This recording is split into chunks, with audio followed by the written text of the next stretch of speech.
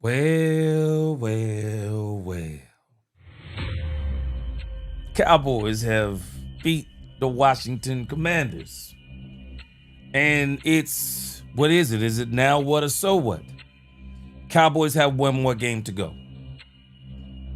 Cowboys, I believe, need to win this game. A lot of questions to be answered. Should the Cowboys play the starters?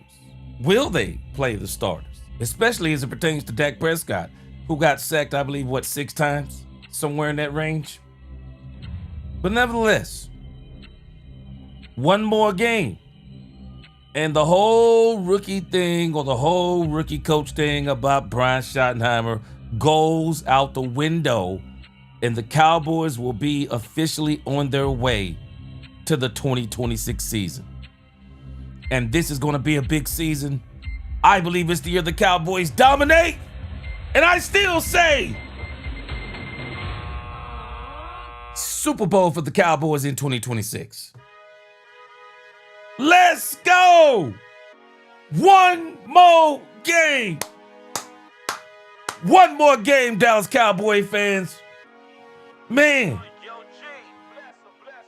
I hope y'all had a great Christmas, great holidays, time with your friends, your family. I hope you enjoyed the Dallas Cowboys win.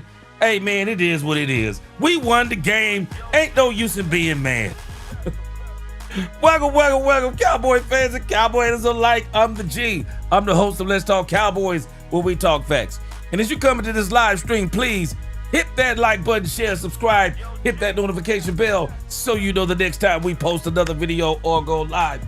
And we are live.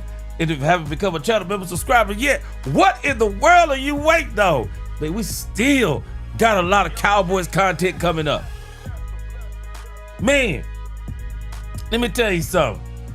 It felt like ages since the Cowboys won a football game. It felt like ages. And I'll tell you this. I will give the Cowboys credit for this. I'm giving them credit, and at the same time, I'm perturbed. They played like they were playing for something. They really did. I mean, they played like they were playing for something. You know, so, hey, I love what I saw from the leaders of this team, and these are going to be the guys that's going to catapult us into 2026. Dak Prescott, man, let me tell you something. This has been the best season I've seen Dak Prescott play. And I'm not talking about necessarily statistically. I'm just talking about overall consistency, leadership, just so many things that Dak Prescott just showed how resilient he was this year. And I'm absolutely loving it. I am. I'm loving it. I'm loving it. I love his resilience. I love Jadeveon Clowney's resilience. I mean, to get the way guys like Quentin Williams are still competing, Pickens, Lamb, they're all still competing. Javonte, they're all competing, man. Now, don't get me wrong. I'm perturbed because I wish they'd had this same energy against the Minnesota Vikings. But you know what? I want to talk about this Minnesota Vikings thing as we go through this live stream. All right, guys, let's see what this show going to be about today. So today we have on the docket, we're going to listen to Jerry Jones from 105.3 The Fan. I want to listen to the player interviews after the Washington Commanders game. I want to go over a few overreactions that may not be overreactions that I had after the game. I also want to look at some takeaways after this game. And then if we have time in between all of our discussions, we'll listen to Mickey Spagnola. I think he talked after the game also. So this is where we are. Jerry Jones, player interviews, overreactions, takeaways, and Mickey Spagnola. Yeah.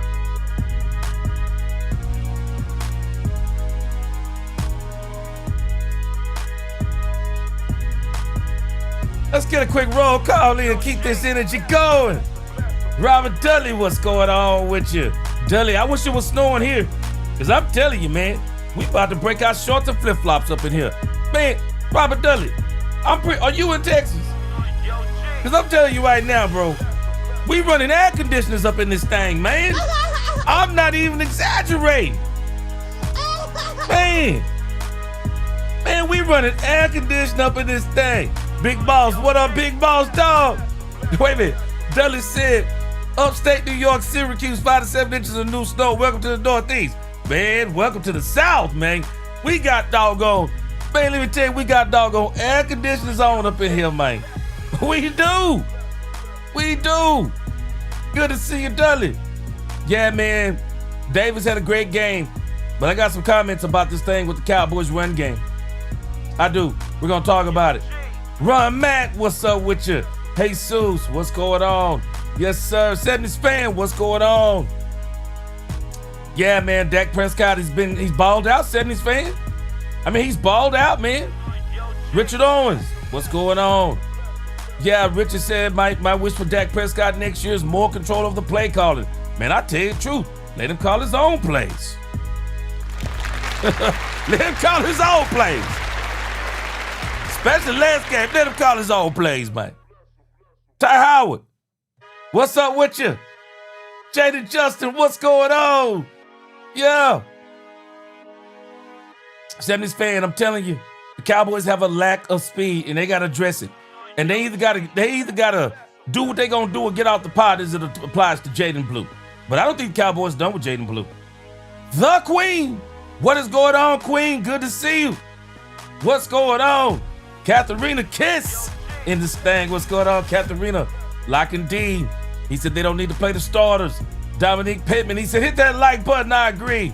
JCT Slice, #1 Dak Prescott fan. I'm #2. He said it means something in my opinion because of what it shows is that the media once again overhyped just a tad on NFC's quarterbacks not in Dallas. People were already saying top 5 for Jaden too soon. Yeah, man. JCT Slice, you're right. I believe Dak Prescott has been vindicated this season. And I say he's been vindicated about 80%. And the reason why I say 80%, hey, we waiting on that Super Bowl, JCT Slice, and I believe Dak's going to get it before he get out of Dallas. Jeremy Betts, what's going on? Terry Tatum, what up? Gerald Jackson, what's going on? Hey, Superman, hey, what's going on? What's going on? Oh, Superman, Matt Eberflus needs to be gone, along with Murray. We're going to talk about that in a moment. Mills, what up? He said, I'm mad we ain't trying to lose out to get our top 10. I want that quarterback from Oregon. Not going to happen. Not going to happen. Cowboys are not getting a quarterback no time soon. Unfortunately, I'm not saying unfortunately as in about Dak, but I'm saying they're not going to get a quarterback. They're going to continue to give Joe Milton he's going to be the backup quarterback here for a while. Low, what up? You done checked out? Low, we can't check out. We can't check all the way out. Good to see you. Christian Legal, what's up? Brian Worley, what up with you? Mill said Dak didn't deliver in the big games. I thought he did. I thought Dak did deliver in the big games. I think what happened is that Shotty didn't deliver in the big games when it required him to be a great play caller. Freddie Morales, what's going on with you? Good to see you. Hope all is well with you, Freddie Morales. Al Gone, what's going on with you? Let's get this thing going. Janie Scott, what up? What up? Good to see you. Let's see who else we got in here. Why hi? What's going on? Yo, man, global warming. Okay, I see you. Jacob Jackson, Dak is getting robbed of another MVP. Jacob Jackson, you're right. Dak's gonna get robbed of another. And I also believe he would be either first or second team All Pro. So yeah, he's gonna get robbed again. Mark Lazona, Cowboys need to sign Clowney. We're gonna talk about that. TJ Tyler, what up? He said, I said we bring back OC. Boy, I wish we would. He said, we bring back OC, head for the same. Yeah, we bring back the DC from the Ravens when they were dominating. Yeah, I see what you're saying there, James Godley. What's up? Yeah.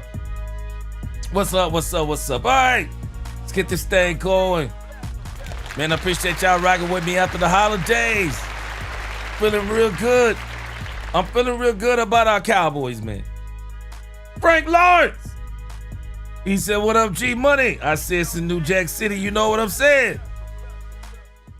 Man, I'm telling you, I'm still feeling good about our Cowboys in the 2026 season. I'm still feeling real good.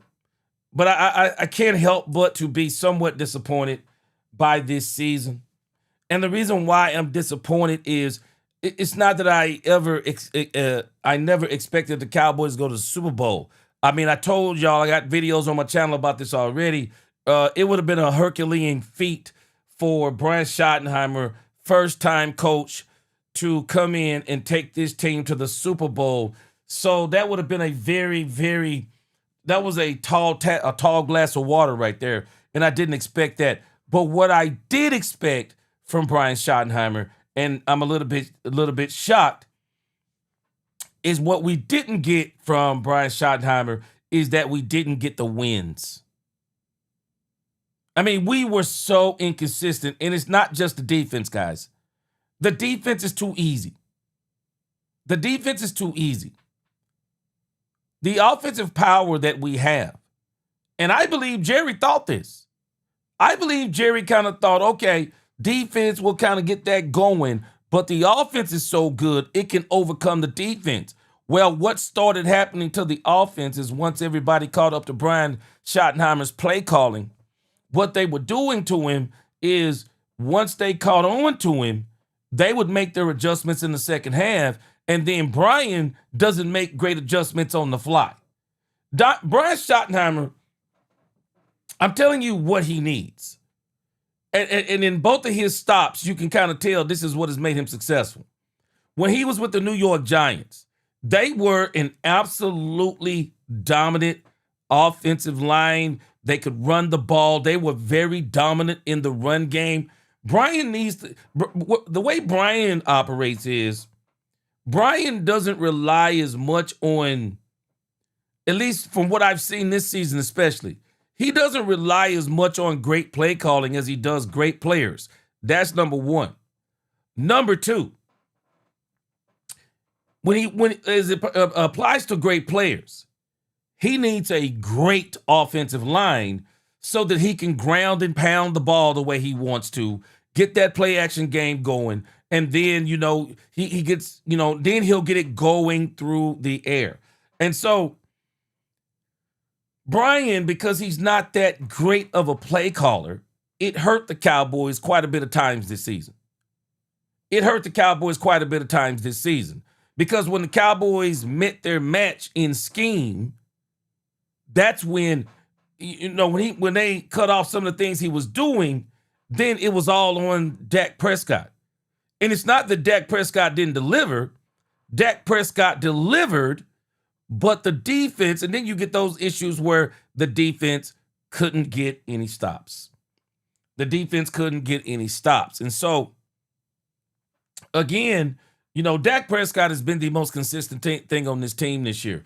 But as it applies to Brian Schottenheimer, I'm hoping that after this season, Brian is going to get better at the play calling.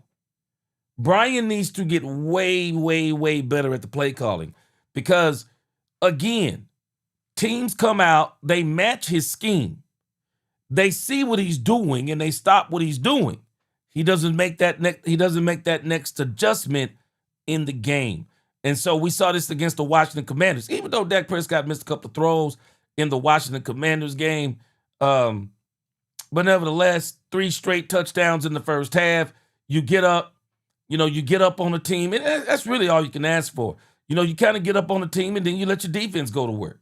And so, but very, very perturbed because when I think about the Mike McCarthy 2023 season with less talent, he was able to put up a tremendous amount of points. And the crazy thing is, Brian Schottenheimer was a part of the reason why he did it.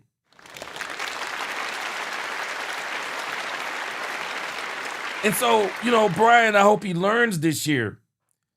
It's easier to make changes and things like that when you're further away and you're looking at the game than it is that when you're up close and you're in the game. This is the thing I hope he'll learn this year. There's a difference, and it's not only a difference because it's not the same calling plays as an OC as it is as calling plays as a head coach. Those two things are kind of different. A lot more riding on it, a lot more on the road. I mean, it's a lot more on the line when you think about all those things. So, so again, first year for Brian Schottenheimer with this team. I hope he comes back next season with a lot more variation in his play calling. And I hope he looks at a lot of film and say, okay, I could have adjusted here and there and here and there. You got to start recognizing when teams are going away from cover 2, going to cover 4, going to cover 6. You got to recognize when teams do this. Got to recognize when teams are doing stuff like this. So, all right. I want to get into this thing today and listen to Jerry Jones talk about the previous win from the Dallas Cowboys. Jerry, pretty happy with the win, but I can tell you this, just kind of paying attention to the way Dak Prescott and the way Jerry Jones are kind of moving. I think they have pretty much moved on to the next season. And so right now they're trying to just build momentum to go into next season. This is kind of what I talked about. I actually wish the Cowboys would have took the playoffs in the next season.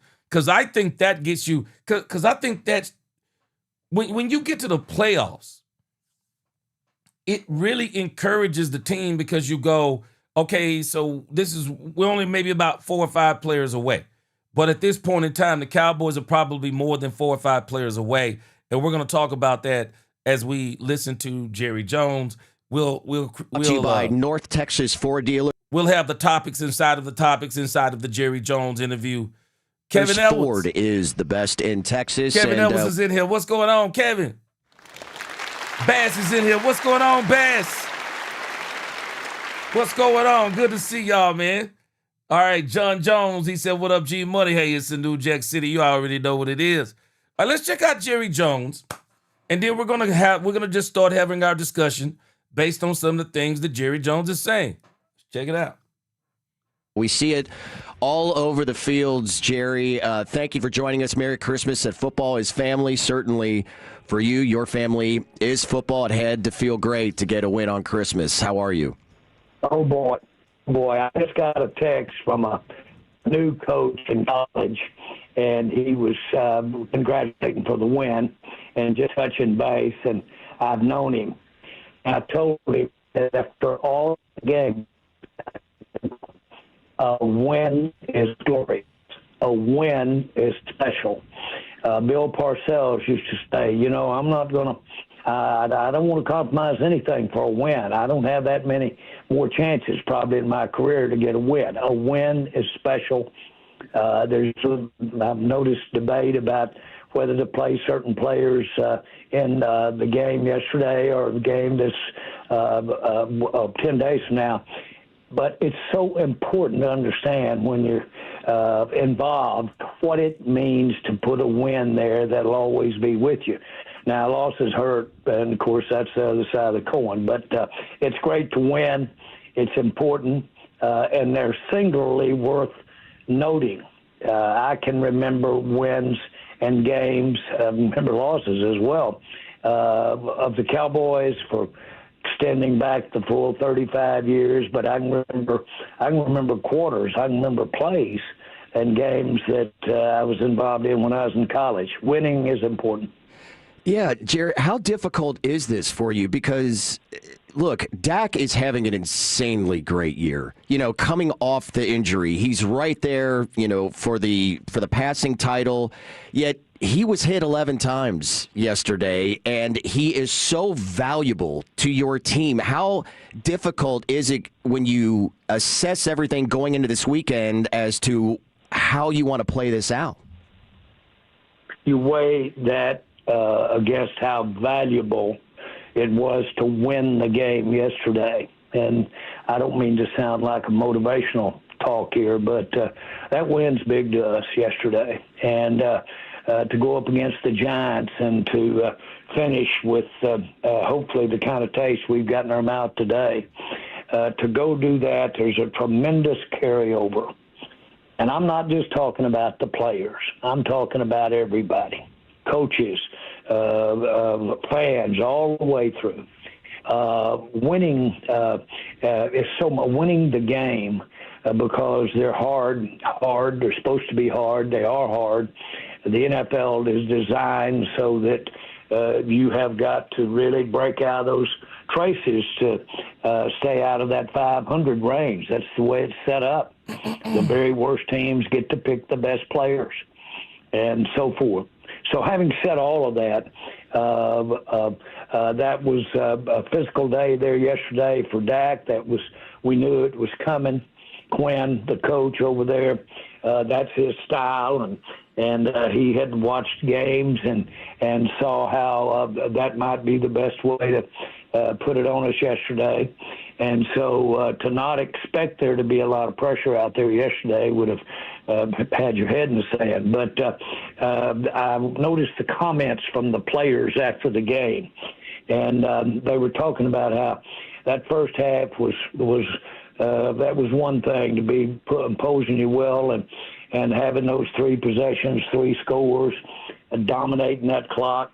But the other part of it comes just as assured, and that is when you're reeling and it's going the other way, and the questioning of what you're doing out there and making a mistake and get an unfortunate penalty, fighting through that. Well, that's important that those players and everybody see each other do that, feel it. It'll be important up there against the Giants in 10 days. Well, Jerry, on the other side of the coin, I think that your head coach, Brian Schottenheimer. You know, I do think it was important for the Cowboys to win. Even though I'm still perturbed by the fact that they didn't make the playoffs, they basically had they controlled their own destiny and they didn't control it well. So they failed that test this year. They got to come back and they got to do it better next year. But at the same time, the Cowboys still need to finish strong. I don't think they're, and the thing is for me, I don't know if I'm necessarily evaluating, because at the end of the day, I'll be honest with you, I think we already know who we are. I mean, if you think about the Commanders game was the epitome of who we are. We are an inconsistent team. We are a team that has a great offense. We have great skilled position players on offense. The defense has no players hardly. We got off to a great start, but we floundered again in the second half. We didn't do well on third down, but we did incredible on fourth down. We scored the points in the first half. We didn't score the points in the second half. And all of this to me is kind of simple of why some of this is not transpiring. We had a great game plan in the first half. I saved a couple of comments I want to come back to. Let me see. Yeah, Gerald Jackson. I want to come back to these comments by Gerald Jackson. Gerald Jackson kind of commented on what I kind of commented on in my introduction. He said, I noticed that as far as the offense, we need Uno reverse cards. We have to counterpunch. Yeah, see, we have no counterpunch.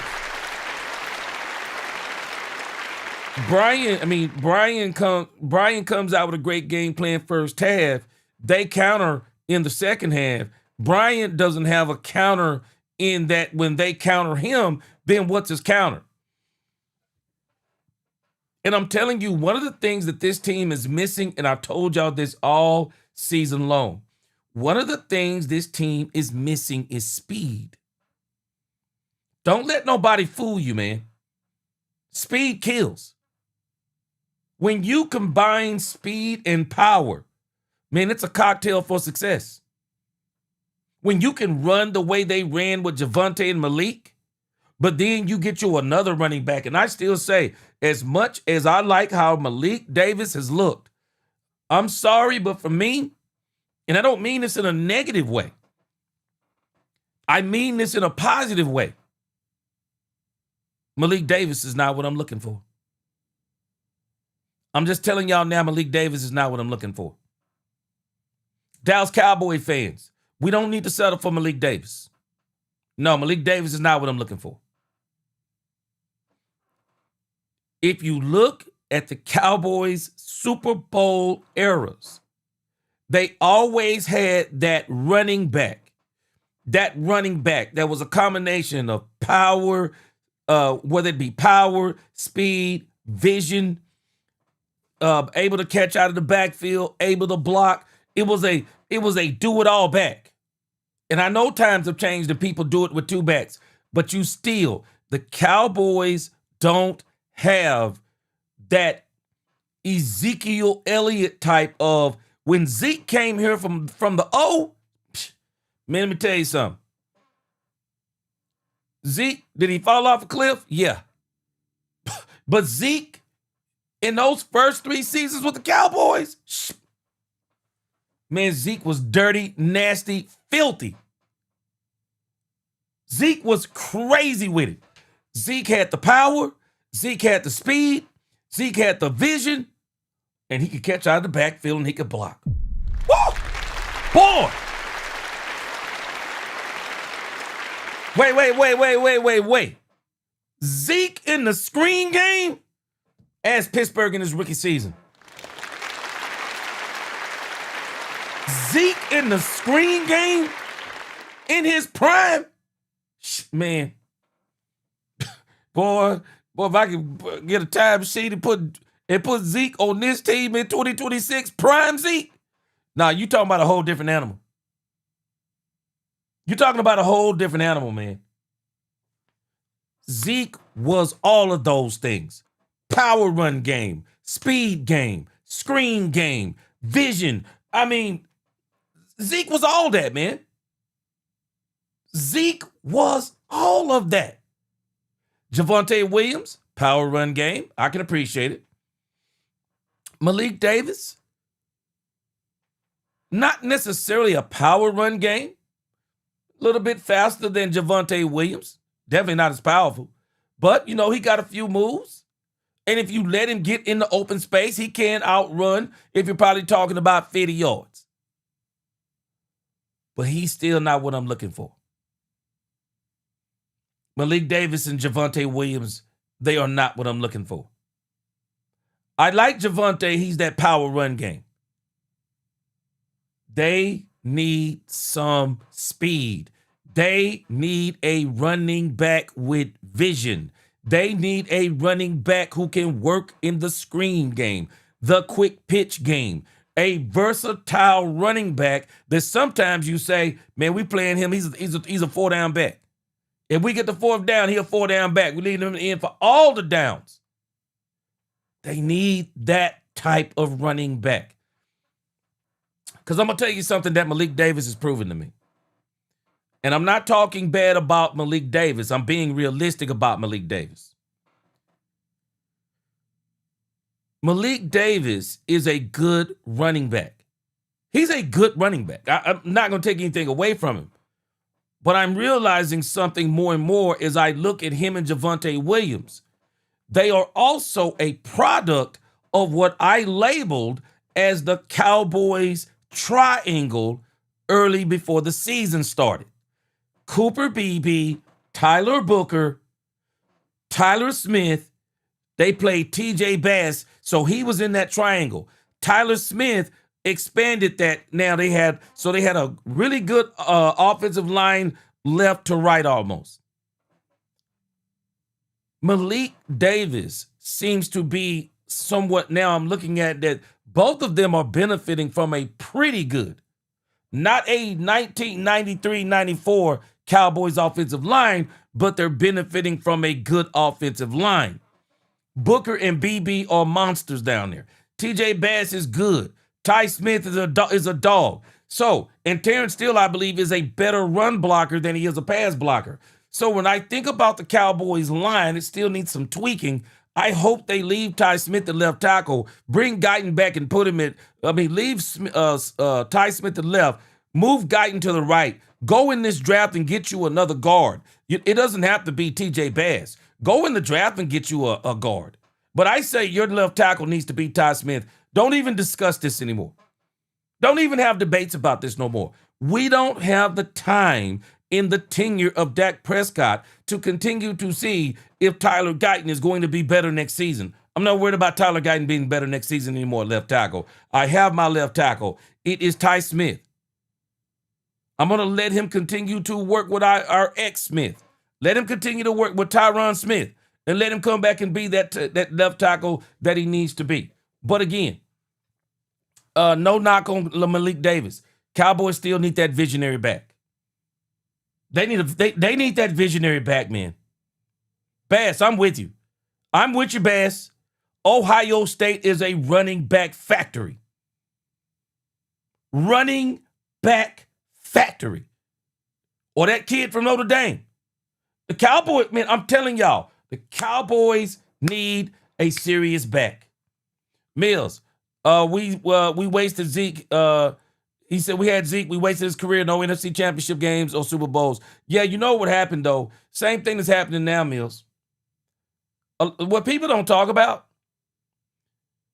Dak Prescott has not had a defense like Troy Aikman had. Even Troy Aikman is acknowledging this. Troy Aikman came out and said this past week, Troy Aikman said that Dak hasn't been a failure. It's the things around him that's been a failure. Who can say this better than Troy Aikman? Troy Aikman had the coaches. They went and got Norv Turner especially for him. The coaches. Not only did he have the coaches, he had the offensive weapons, the offensive line. And the one thing that people do not understand, what Troy Aikman had on the other side of the football, he had a defense. Woo! Two boys were nasty. He had a defense, man. Mark Lozano, Breece Hall ain't what I'm looking for. Breece Hall is not what I'm looking for. I'm not looking for that level, Mark. I'm looking for prime Zeke Elliott. That's what I'm looking for. I am looking for that type of running back. Breece ain't good enough for me. I'm just being honest with y'all. For me, that don't mean that y'all have to feel like this. I'm just telling y'all as it applies to me. Breece Hall ain't good enough for me. Breece Hall ain't good enough for me. No, the Cowboys need to go and get them that Super Bowl back. Breece and Javonte, I'm sure they'd be great together. That's not what I'm looking for. Not me. I want that back that you know that when he steps in your backfield, everybody's terrified. Everybody's terrified when this guy's in the backfield. That's who I'm looking for. I'm looking for that running back. I'm looking for that running back. Mills, this has always been the formula. This has always been the formula. If you think about Dak Prescott, you want him to have 20 to 25 passes. And this isn't actually Dak Prescott. This is any quarterback.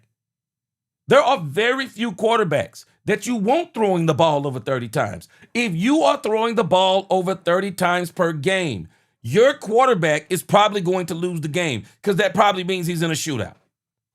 And the more times he throws the ball, there are more opportunities for the defense to make plays on the ball. It's not that Dak Prescott can't do it because Dak Prescott has shown he can do it over and over and over. Dak Prescott can put the ball up about 40 times and you probably won't have a problem. But that still doesn't bode well for your team. You gotta, the best thing you can do, and it's not just having a run heavy, it's not just having a run heavy offense. No. You want to have a run potent offense that scores points by that running back being able to hit his doggone head on the goalpost anytime he touches the ball. Javonte Williams isn't that kind of running back. Javonte Williams, to me, is a 2 out of 10 times he'll hit his head on the goalpost running back. Malik Davis is a 3 times out of 10 he hits his head on the goalpost running back. That's not what I'm looking for. Cowboys need a show-enough running back that's 6 times out of 10, that when he gets the ball, he's always a threat. He's always a threat. I've watched some runs that Malik and Javonte have made this year, and man, I just thought back in my head, I'm just like, oh my gosh. Boy, if we had a running back with vision and speed, oh man.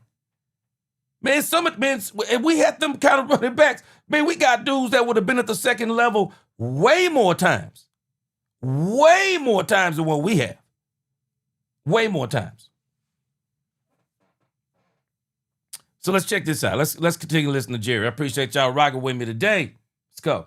Play calling seemed a bit more aggressive yesterday. Went 6 of 6 on 4th down. The offense looked pretty good, and it seemed like he was willing to take more chances. What did you think of Shoddy's play calling yesterday? Well, I'm smiling when you said looked like he was a bit more aggressive. 6 out of 6 4th down calls. I never thought football would get to the point that you would have that kind of stat. But it's a credit to really the confidence. Again, that's how you gain it, is to execute on it. And it was material, of course. It just through just the time of possession went crazy, even though we were having trouble slowing them down on their big plays over 15 yards. I think they had 7 or 8 up. But the point is that that aggressive play calling allowed us to hold that ball. And in holding that ball is what dominated the game. It set up criteria that are not normally in a stat sheet. And that is one way to win a football game is, even if you're a little porous on your defense, is to just go for it on every 4th down. Now, of course, that can turn on you and have an embarrassing result. But, no, I was from the get-go, it was about running yesterday. We knew they'd be putting pressure on Dak. And I thought that under the circumstances, he was outstanding. So, I want you to catch on something that this guy just asked on the left.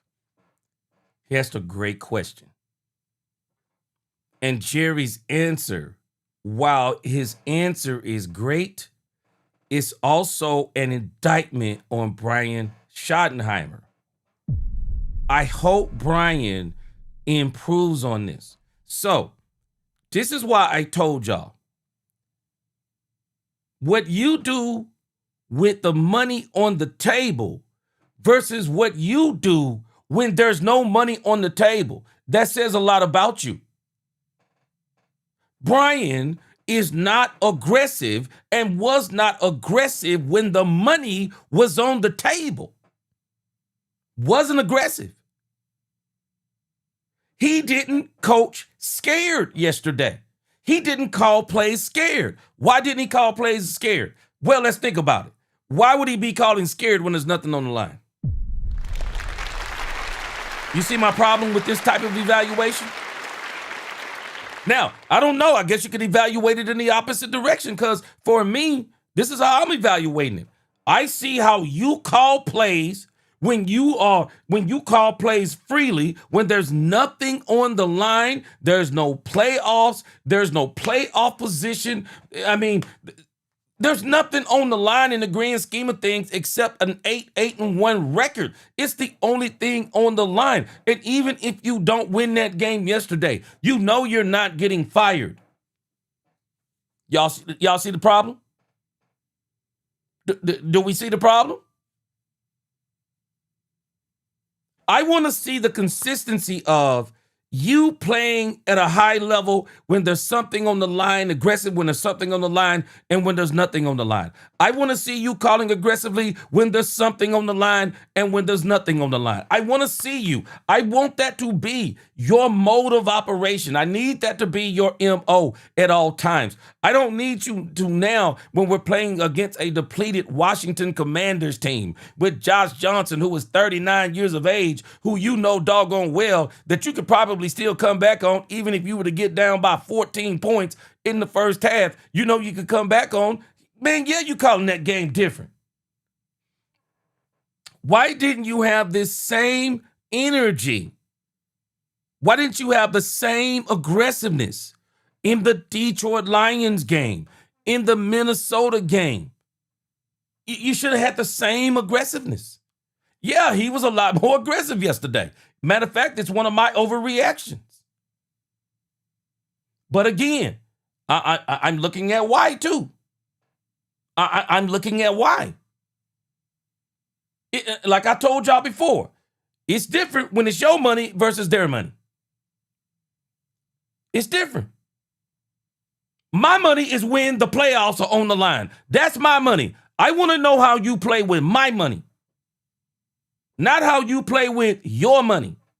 That when the only thing that's on the line now is your reputation and a winning record in your rookie coaching season, or our record against the NFC East, bro. That's your money. My money is the playoffs. So I got to have a conversation with you in the off season, and I got to have a conversation of, hey man, what's up with your play calling? What's up with your play calling, when there's nothing on the line versus how your play calling was in those last two games when everything is on the line. I mean, that's how I'm evaluating. That's if I'm evaluating, because I'm definitely not evaluating no doggone wins and losses at this point in time. Don't get me wrong. I want the Cowboys to win because they need something to build off of. But man, you get aggressive now? Wow. You get aggressive now? I need you to have that same energy, Brian, going into next season. Bro, be aggressive. Be aggressive. Stop. Don't call play scared. Don't matter what's on the other side. Bro, you call every game like you're trying to score 40. I don't care if you got a top 5 defense. Dominique said you can't expect an offense to score points, 30 points every game. Yes, you can. Oh, I can. Dominique, I'm being honest with you. I expect them to score 30 points, minimum. They're too talented offensively. They're too talented, Dominique. Mike McCarthy did. I'm sorry. I know comparison is the robber of joy, Dominique. Mike McCarthy did more with less. We're talking about Zimmer did more with less when we talk about Eberflus. Man, Mike McCarthy in 2023 did not have the wide receiver core.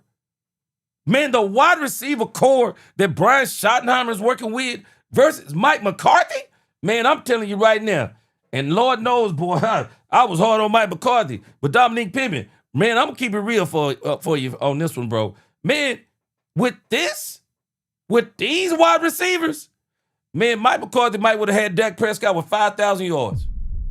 Easy. 5,000. 5,000 yards, bro. Bro, I'm telling you. I'm not even exaggerating. Man, Mike McCarthy, with that Stellis Toast West Coast offense with a few wrinkles in it, man, this dude might have had 5,000 with Dak Prescott. Kellen Moore would have had 5,000 with Dak Prescott, man. George Pickens, C.D. Lamb, Kevontae Turpin, Ryan Flanoy in year 2, who looks a heck of a lot better. Man, woo.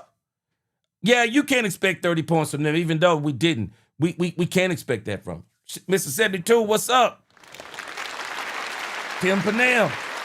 Dominique, this is one of the things that irked Michael Irvin too. Irvin said the same thing. They're too talented, man. They have a ton of talent. Do they need some tackles? I don't think they need some tackles. I think they need a tackle. They put Ty Smith to leave him over there at left tackle. I think they're going to be way better next year. But again, I'm just saying all of that to say, yeah, he called an aggressive game yesterday, but there's no money on the line. I mean, I got to have a conversation with you about this in the offseason if I'm Jerry Jones. Jerry, one thing that didn't help your time of possession in a good way was Kevontae Turpin with an electric touchdown as a wide receiver. And I think the group that you guys have formed at that third wide receiver spot is one of the most underrated and skilled, groups in football. How much of a luxury is it to have Kevontae Turpin returning kicks for you, but also catching passes and just having multiple options outside of CD and George Pickens? Well, it is tremendous. and it does create all kinds of stress on the teams you're playing, the defense.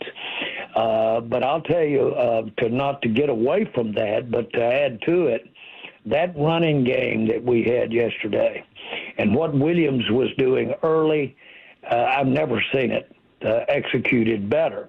And those guys over on that other side of the ball now, they wanted to, the ones that were out on the field at that time and place, boy, they wanted it. And we were able to really run that ball, and I can't say enough about these running backs. Williams, both of them playing with a certain amount of handicap, and just were outstanding. And that was the difference in my mind in the first and second half. Is first half we were able to execute that run so good and so consistently, and it just let us dominate that time of possession. But back to your receiver question, and it's accurate.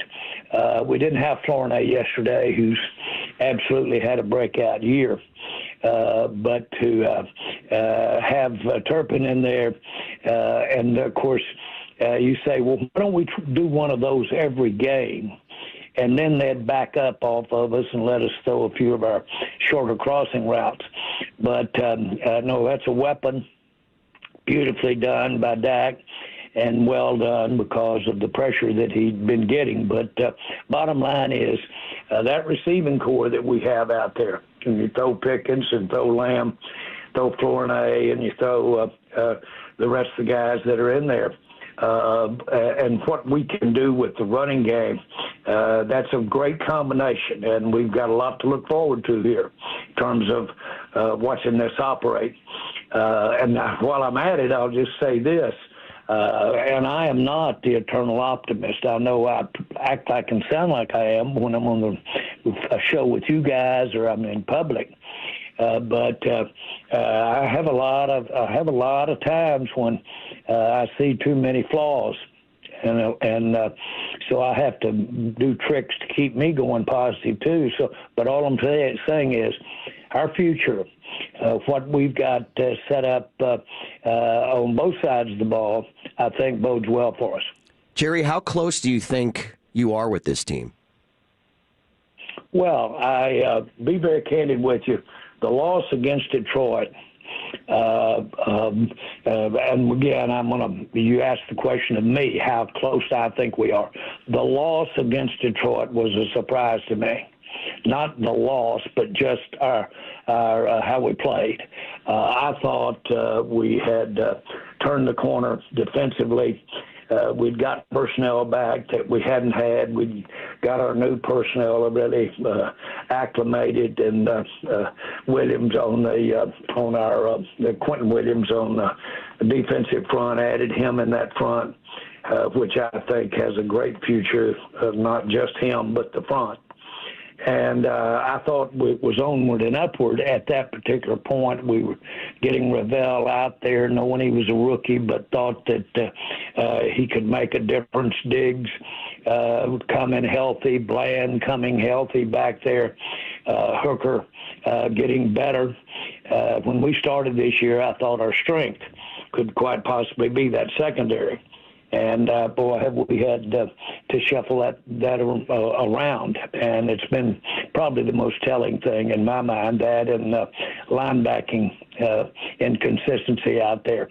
Those things are and can and is a work in progress to get addressed. If we can get that addressed and keep advancing the ball, so to speak, figuratively speaking, on the offensive side of the ball, we can be a heck of a team. Yeah, the defense has been a struggle this year. I know hindsight being 2020. Is there anything that you can look back to that you would have done differently when looking at that side of the ball coming into this season? Well, we knew it was bratted out on our forehead that we had a different, some different philosophical input for at least 3 years. I really would say for a 5-year period, we've been evolving and had different influences on defense. And that lack of continuity, lack of, to use a word that's really being used lately, consistency, and it did to the players that are there. Now, remember, several of those guys we've been out there have just here, but they've just gotten there on a lot of teams. A lot of teams are playing with first-year guys into a system or into defense. But we had our new coaching staff here as well. And that new coaching staff had some continuity together. A lot of them came with Flus. And so they had continuity, and I thought that would smooth it out. But that plus just the ins and outs of availability of our players, I think are the things that I would point to. How do you remedy or how do you address lack of availability? What that is the player can't play, he's hurt. How do you address that? Well, it's different circumstances, different health situations, where they are in their career. All of that makes a difference. We're going to attack that harder than we've ever attacked it because I want to take advantage of where we are right now in principle with our offense. We've got good, young, strong offensive line, and that's improving at all times. So I think the off season with our extra draft picks, we've also got reasonable to frankly good for the next 2 or 3 years, in good shape with our cap, our availability of dollars. So all in all, we're in better shape than, in my mind, anywhere near what we were last year. Yeah, Jerry said a lot right there. Jerry said a lot. I wrote this down. I think we're going to tackle this. I think this is a very good subject. We'll tackle this question that was asked to Jerry. How many players are the Cowboys away from the Super Bowl? We're really going to dig into that after the last game of the season. We'll touch base on that tonight. Also, as I'm listening to the question that they're asking about the Cowboys defense, I'm kind of taking notes here, and I got about 5 failures. 5 failures I believe the Cowboys made on defense. I'm gonna hit on that here in just a moment. Let's get this super chat in real quick. Got a super chat, and then I got a couple comments I want to comment on. USMC, salute. What's going on?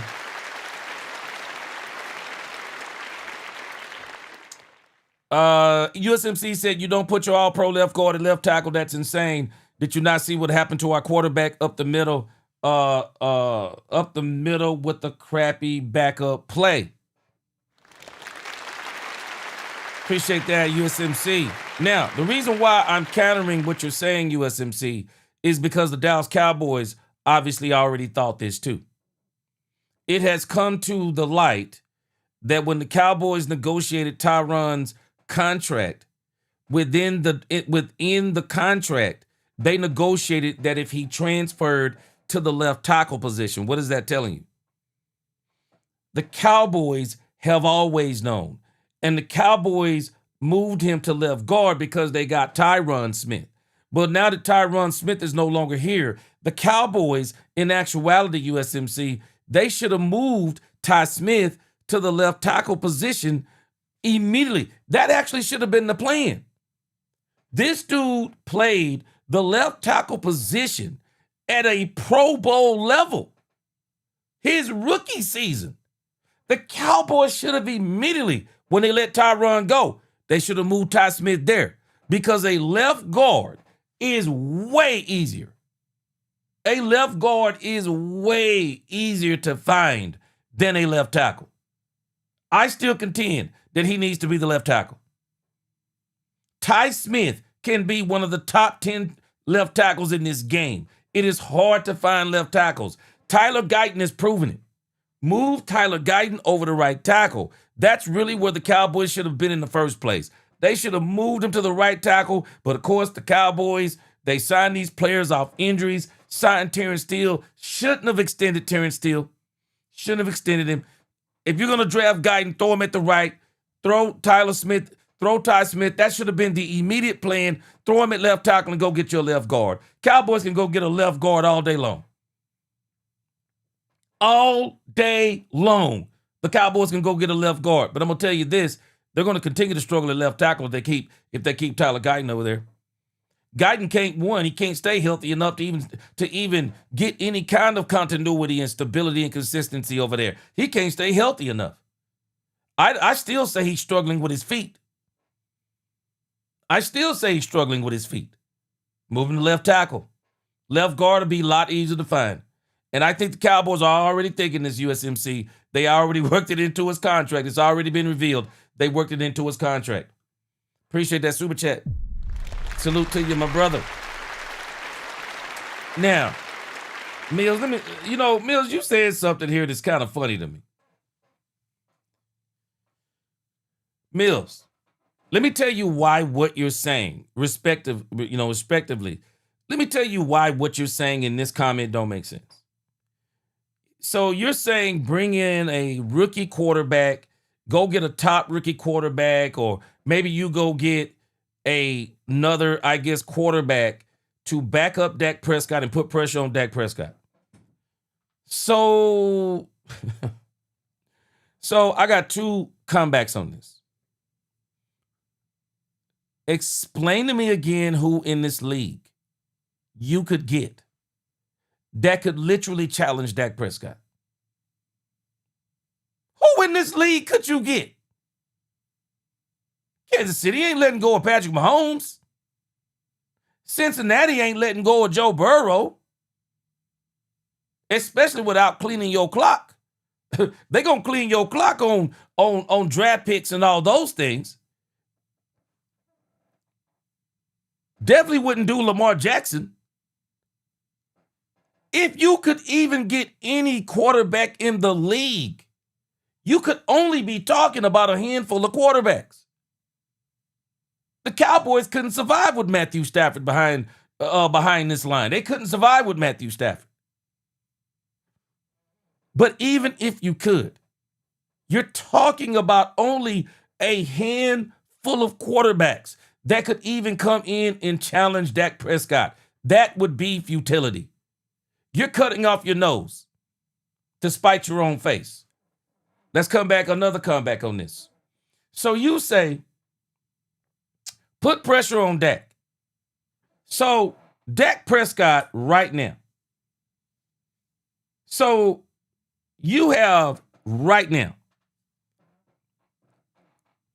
Dak Prescott is the number one quarterback in the league in yardage. If Dak Prescott was on a winning team, Dak Prescott would probably be the MVP this season. Dak Prescott, if you will notice, Dak Prescott is leading the NFL or in the top 3 in almost every statistical category where he is not number one. Dak Prescott has literally had an MVP all-pro season. So explain to me again, Mills, where does this make sense? Why would you try to put pressure on Dak Prescott? Explain the purpose of the pressure when he's already playing at a top 3 quarterback level. Mills, do you hear what you're saying? You got a quarterback playing top 3 quarterback, and you're saying you want to bring pressure? What's the pressure for? What? You're literally wasting a player because there's no player in the reality of this game. There is no player you can bring in that's going to put that type of pressure on Dak Prescott. You're actually hurting yourself. I got another question for you. Respectively, Mills, you know you're my man, but let me ask you another question. So when I look at these other quarterbacks, you say bring in a quarterback to put pressure on Dak Prescott, who's already a top 3 quarterback. So Let's go down the line here. So name me the quarterback that the Rams have brought in to put pressure on Matthew Stafford. Why are we saying this about Dak Prescott? Name me the quarterback that the Kansas City Chiefs have brought in to put pressure on Patrick Mahomes. Name me the quarterback that the Buffalo Bills have brought in to put pressure on Josh Allen. Name me the quarterback that the Cincinnati Bengals have brought in to put pressure on Joe Burrow. Name me the quarterback that, I mean, you can go down the line. The Lions, who's the quarterback putting pressure on Goff? Drake May, who's the quarterback putting pressure on May? Bo Nix, who's the quarterback putting pressure on Nix? Sam Darnold, who's the quarterback putting pressure on Sam Darnold? Who's the quarterback putting pressure on Justin Herbert? Who's the quarterback putting pressure on Trevor Lawrence? What are we talking about? Why do we want to put pressure on a quarterback who is already playing top 3 MVP level quarterback? What are we talking about? What are we talking about, man? What are we talking about? I respect your take on this, but man, come on. What other team is saying this stuff, man? What other team is saying this and doing this to their quarterback? Nobody does this to their quarterback. When you get a quarterback playing at the level of Dak Prescott, here's what you focus on. Who do we have on defense? Who do we have on defense? Do we have a defense that can help us? Because, man, let me tell you, when you got a quarterback like Dak Prescott, the more shots you give him, the more point opportunities you're going to get. And what has happened to us with this defense, they haven't given him as many shots as he needs or that he wants to really put those points up on the board. So again, I mean, to say what we're saying or to say what you're saying about Dak Prescott, that makes no sense. No other team is doing this. No other team would do this, and no other team is doing this to their quarterback. Nobody's doing this. Nobody's doing this. There's no team out there saying, hey, man, we got a quarterback that's playing top 5 quarterback. We got to bring in somebody that pushes him even more. Man, people got quarterbacks playing top 20 quarterback, and they're not even doing this. What do we be saying when it comes to Dak Prescott, man? What do we be saying, man? It's not Dak Prescott. Man, I'm just telling this, Dak is the least of the problem. If anything, Dak has shown this year, he's nowhere near the problem. The issue is now the Cowboys have got to tighten up. Cowboys got to tighten up. They got to go get him a defense. They have got to go get Dak Prescott a defense. The year they get Dak Prescott a defense, man, Dak won't even have to throw for 4,000 yards. Dak won't even have to throw for 4,000 yards and they'll win a Super Bowl. You don't have to have a 4,000 yard quarterback to win the Super Bowl. Man, what we're looking at with Dak Prescott, man, boy, we gonna realize how great this man was when he's gone, man.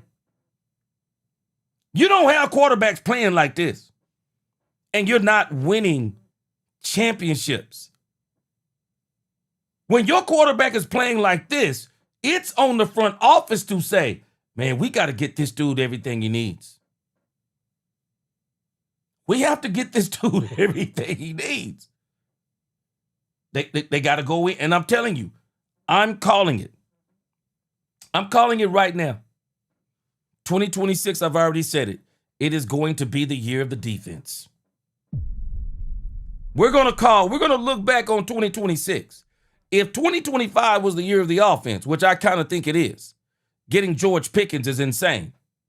We're going to look back on 2026 and we're going to say that was the year because that was the year of the defense.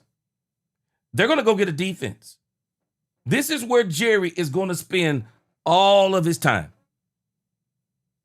Jerry knows, man, he got more yesterdays than tomorrows. Jerry knows he can't play around with this no more. They're going to sign George Pickens. Don't even blink. They're going to sign George Pickens. And then they're going to go and they're going to get an insane defense. Because when they get that insane defense, you watch what I tell you. The Cowboys will win the Super Bowl. Yeah, I see what you're saying there again. Yeah, Washington attack the middle. But I'm telling you, left guard is easy. Left guard is easy compared to left tackle. It's so easy.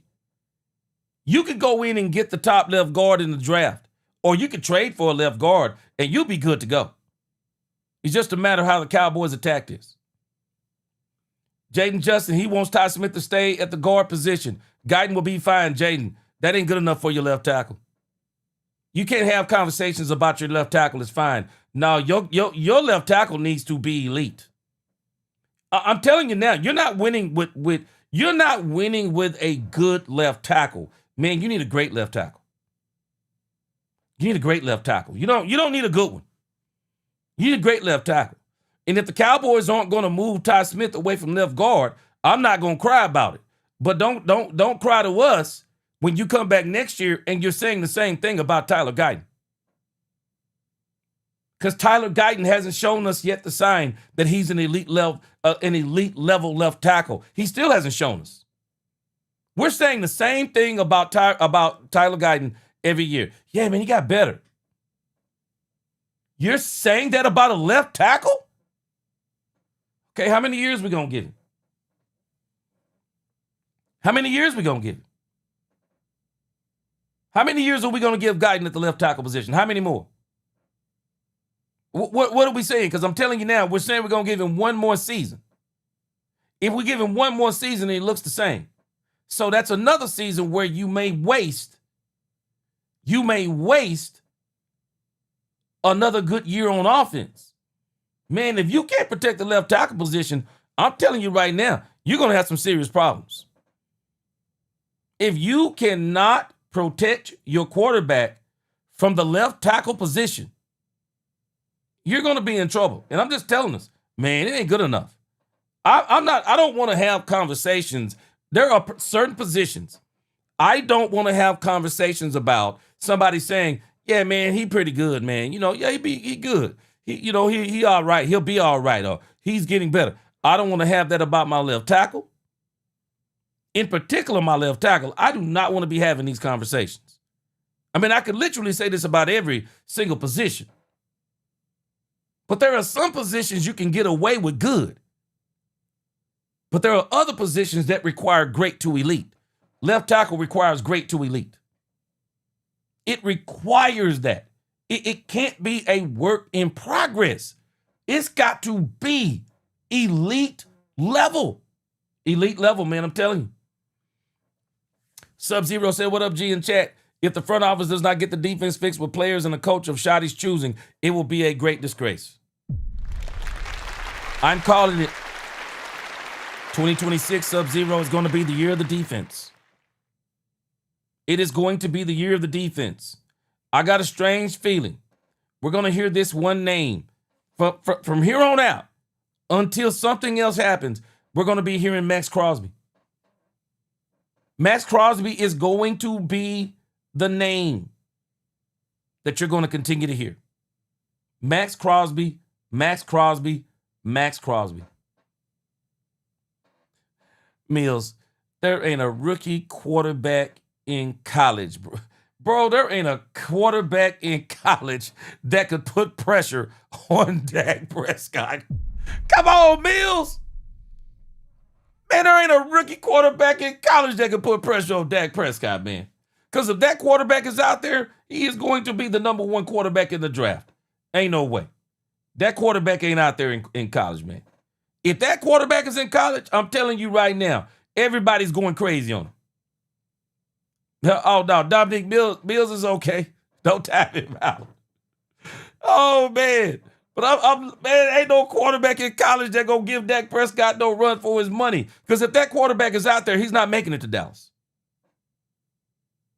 If there's a quarterback right now in college that can challenge Dak Prescott Do y'all realize this man has got to be better than the last 5 quarterback classes? Because I haven't seen a quarterback in the last few years coming out of college that could challenge Dak Prescott. Who? Who is that quarterback?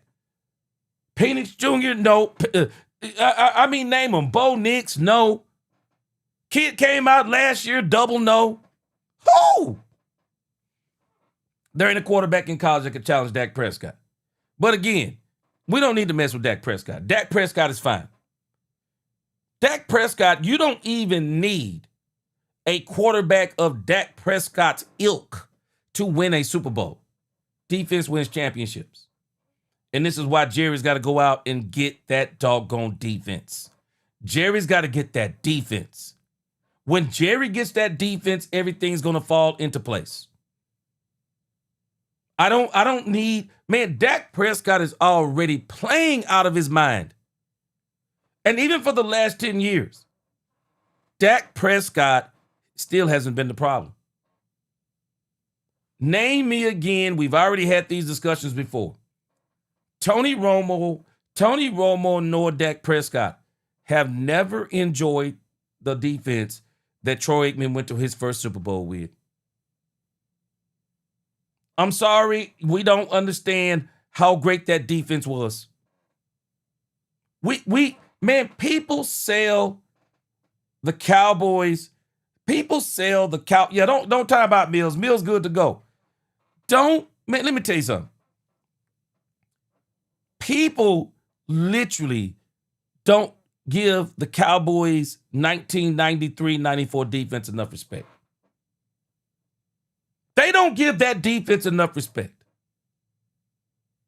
People do not realize how incredible the Cowboys defense was. They were the number 1 defense in football. There's a reason why Troy Aikman put up all those points.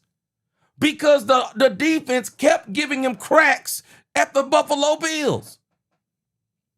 When you get as many cracks as man, the Dallas Cowboys came out and knocked out Jim Kelly. Man, people, boy, I know, man, because my son, some of y'all are younger than me. I know some of y'all in y'all's mid-30s and stuff. Some of y'all might even be as young as my sons. Man, my sons, man, I have to put them up on game, man. Man, people don't understand how great Jim Kelly was. They don't understand how great that Buffalo Bills team was. That team with the 4 straight Super Bowls and lost. Man, 4 straight Super Bowls? They went to 4 straight. Now, the Cowboys is like, they mollywopped them. Some of them other ones, they had some questionable losses. But, man, I'm telling you, man, people don't understand how great those defenses were. Man, them defenses were so... Man, they knocked Jim Kelly out the game. What was it, first quarter? Man, how you gonna knock the starting quarterback of the opposite team out in the first quarter? Man, they knocked out Jim Kelly in the first quarter. Man, they knocked out Jim Kelly in the first quarter. Man, I can't even remember how many doggone turnovers they got. Man, the Cowboys got so many turnovers on that Buffalo Bills team in that Super Bowl. They had no choice but to score 50 points. Man, people do not understand defense wins championships. Man, we look at them 90s Cowboys and everybody, oh, the triplets and shoo. The triplets? Go look at the Cowboys defense. Go look at the Cowboys defense. Shoo. That 1993 Cowboys defense was crazy. That thing was insane, boy. Whew. We need another one. We need another one of those defenses. We do. We need another one of them defenses, man. We absolutely do. When you get those kind of defenses, man, you can take Cooper. Man, you can take Cooper Rush to the Super Bowl. You can take Cooper Rush to the Super Bowl with a defense like that. Boy. And again, Mills, man, this is a young man's mentality. This is a young man's thought process that you're having. Because you're talking about because a quarterback has been with you 10 years and you haven't got a Super Bowl, That's a reason to get rid of him. Man, if that quarterback is still playing at a top tier level, that lets you know that the quarterback is not your problem. The quarterback is not your problem. And this is one of the reasons why the Rams couldn't wait to get Matthew Stafford from the Detroit Lions. Matthew Stafford was never the Detroit Lions problem. The Detroit Lions problem was they never had a defense. They never had a defense. It's amazing to me when you put Matthew Stafford with some weapons and a defense, how he looked. All of a sudden now we're saying he's one of the best quarterbacks to ever play the game. Now we're saying it. We weren't saying that when he's playing with Detroit. The Cowboys got to get that defense back, man. The Cowboys got to get that defense back. This has been the Cowboys' Achilles heel. They haven't got that defense, man. That defense this year, Jerry's got to own this. He's talking about this defense, and he's talking about how they didn't expect this and they didn't expect that. Man, I'm going to talk about this Cowboys defense in a moment. Let's listen to some more Jerry Jones. So it sounds like to me, and correct me if I'm wrong, are you pleased with where you are scheme-wise and with the coaching staff on the defensive side of the ball? No. J.D. Scott said that no, that 92-93 Cowboys defense was pit bulls, no poodles. Sure. J.D., I'm telling you, boy, if we had a defense like that, shoot. Woo! That's what we need. Jerry needs to go get another one of those defenses. He's got to do it. He's got to get another one of those defenses. Mills, Goff had the same weapons, no results. Lions just took Goff for a rebuild. They turned him into a contender, surprisingly. Problem with Mills, the problem with Goff, though, they gave Goff with it. But you know what? Mills, Goff sold him. They had a whole bunch of injuries on defense. I still say the Detroit Lions, Mills. I still say they missed their window. I think 2023 was the Lions' window. Man, that defense. No, last year, 2024. That was 2023 and 2024, but 2024 in particular. Nah, that was their year. That defense got injured, man. That's it. And it's all she wrote. I don't know if they'll ever be able to get a defense back like that. I don't. And we've got a lot of work to do there. I'm sorry if I have let my enthusiasm for the win yesterday misrepresent. No, not at all. We've got a lot of work to do over there. But we can do it. Mm-hmm. And we can do it with, let's say, manage the continuity that we don't have. Some of these teams have had the same continuity on their defensive scheme for years. And that still doesn't mean they don't have to make adjustments when they have injury. And that's the game. That's what we're in. And if you can't win and have some adversity with injury, you're not going to get there. But I think the combination of things this year and that with the new coaching staff, the continuity issue there, and then the fact that we were sitting there, if you'd have told me we wouldn't have Bland a lot of this year as much as we haven't had him, if you'd have told me Diggs would have not been in there as much, Hooker would have had some of the issues that he had available, what he was playing with, that type of thing, because, I thought that was one of our strengths. Jerry Jones joining us here on 105.3 The Fan. I think Jerry, I think if Jerry looks back on this, I think Jerry may realize he was actually delusional on the defense. I think once Jerry looks back on this, and he probably already has, they were delusional. They really were. They were delusional. Logan Wilson was a guy that you traded for and seemed really excited about adding to the lineup. He did not sub into yesterday's game. And you mentioned some inconsistency at the linebacker position. Where do things stand with him? And the linebacker position overall, how much work do you think it needs? Well, we need to improve. I'm going to just say, because improve where? First of all, I don't have an explanation for you why Wilson wasn't in there. He'd planned to be in there. We'd planned to have him in there. So I don't have that at this time. So as Jerry talks about Logan Wilson, this is where we're going to have to start putting some blame on somebody other than Jerry Jones. We're going to have to put some blame on somebody other than Jerry Jones. Because Jerry Jones is making it very clear. He is not the reason why Logan Wilson is not playing. He is not the reason that Kenneth Murray continues to go out there and be pretty much a clown show. He's not the reason. And this is why I say some of this blame needs to be on Brian Schottenheimer and Matt Eberflus. Matt Eberflus for not allowing him in the game. Brian Schottenheimer for not seeing that he does get in the game. How do you get Logan Wilson in a trade? Now, the Cowboys got Logan Wilson through the 2027 season. So they have him next year. And he's a $7 million cap hit. So I don't even know if the Cowboys are going to keep him after this season, depending upon what they're trying to do on defense. But who made the decision? And if you listen to Brian Schottenheimer, it seems like it's Brian Schottenheimer.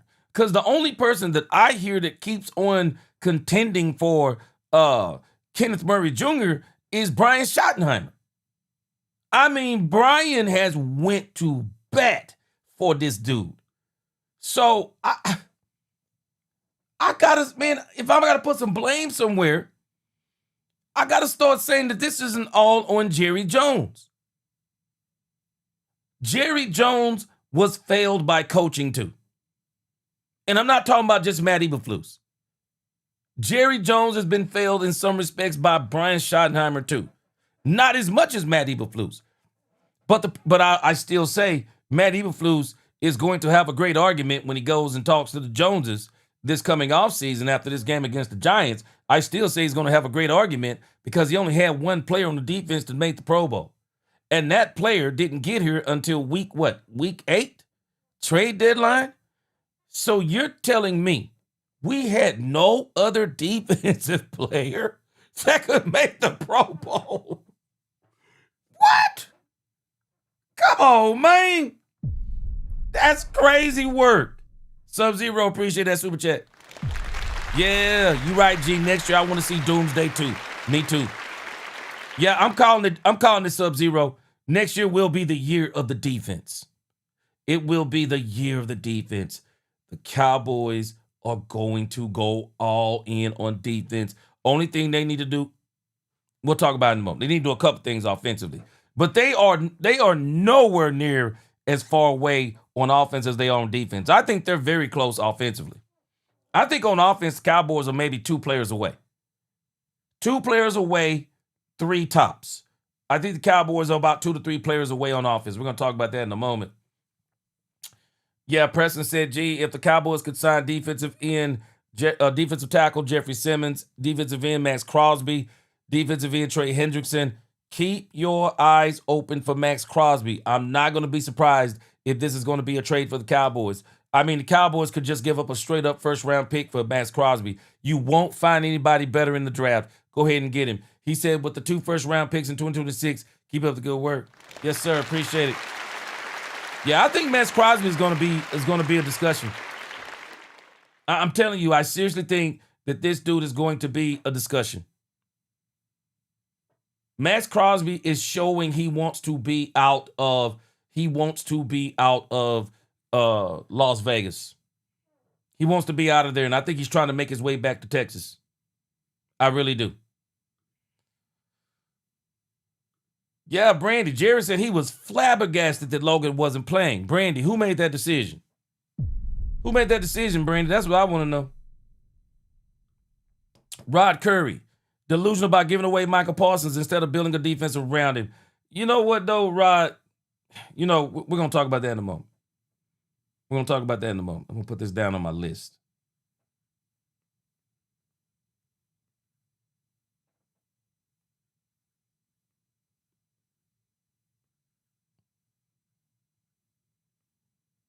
Me and you disagree on Michael Parsons, but I'll tell you a part where I do agree with what you're saying with Michael Parsons. All right, let's listen to some more Jerry. Then we're gonna get into it. But he needs to be in there. He's got good instincts. The reason we got him.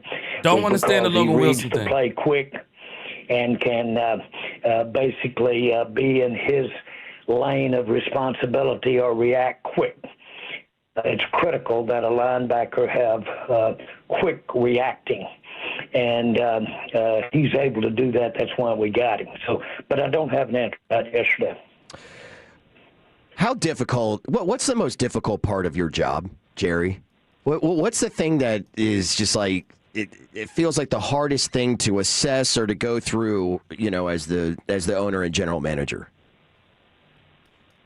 Well, you have our game. Our game is a little ambiguous when you start evaluating the actual play. You can have different interpretations of how the play and what different players were doing or didn't do. It's a mistake to think it's very bright lined. And if I can just say it this way, my college coach, Frank Broyles, who was known as one of the great strategists ever, was certainly he understood fundamentals, but he was really a management major, and his entire focus was almost mathematical, and his goal was to get 2 against 1, 3 against 2, 4 against 3, always outnumber them, and then that makes up for whether or not the athlete was able to elude or able to soft leg and avoid getting a direct hit and make 3 or 4 more yards. Now, where I'm going with this is it's not a bright line game, and there's a whole bunch of looking on hindsight when you're looking at a tape of how a team played and looking back at how that team played and then using that as the way to formulate the answer. And so because of that ambiguity, that's not frustrating, but it's hard. Because a lot of times you see things done. You remember 4 or 5 games back when we had our special teams guy get knocked down, get knocked back, and then turn around and was over there and recovered that ball? Y'all remember that great play? Oh, yeah. Yeah. Oh, yeah. It was the most noted play by fans when I see them, or people in football when I see them. They talk about that play. That's football. Well, drawing that play up or having somebody explain that play to you is almost surreal, because that came from just sheer effort and tenacity. And it broke many of the rules of how to draw a play up, because you have that kind of intensity. Well, when you see a lot of the things that you see executed right, or you see it done because you can say it was done right because they had intensity, or you can see it done just where they were supposed to be, but not done right, and maybe even a score because of the lack of intensity that's out there. Now, that doesn't mean everybody's not out there trying, but they just didn't have it together for that next step enough to get the job done.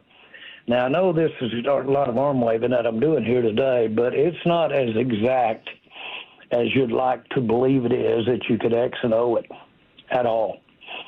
And so I think that's the hardest part. Yeah, and the reason evaluating a play. What up, Fanatic? Your stuff should be in the mail. You should get your stuff next week.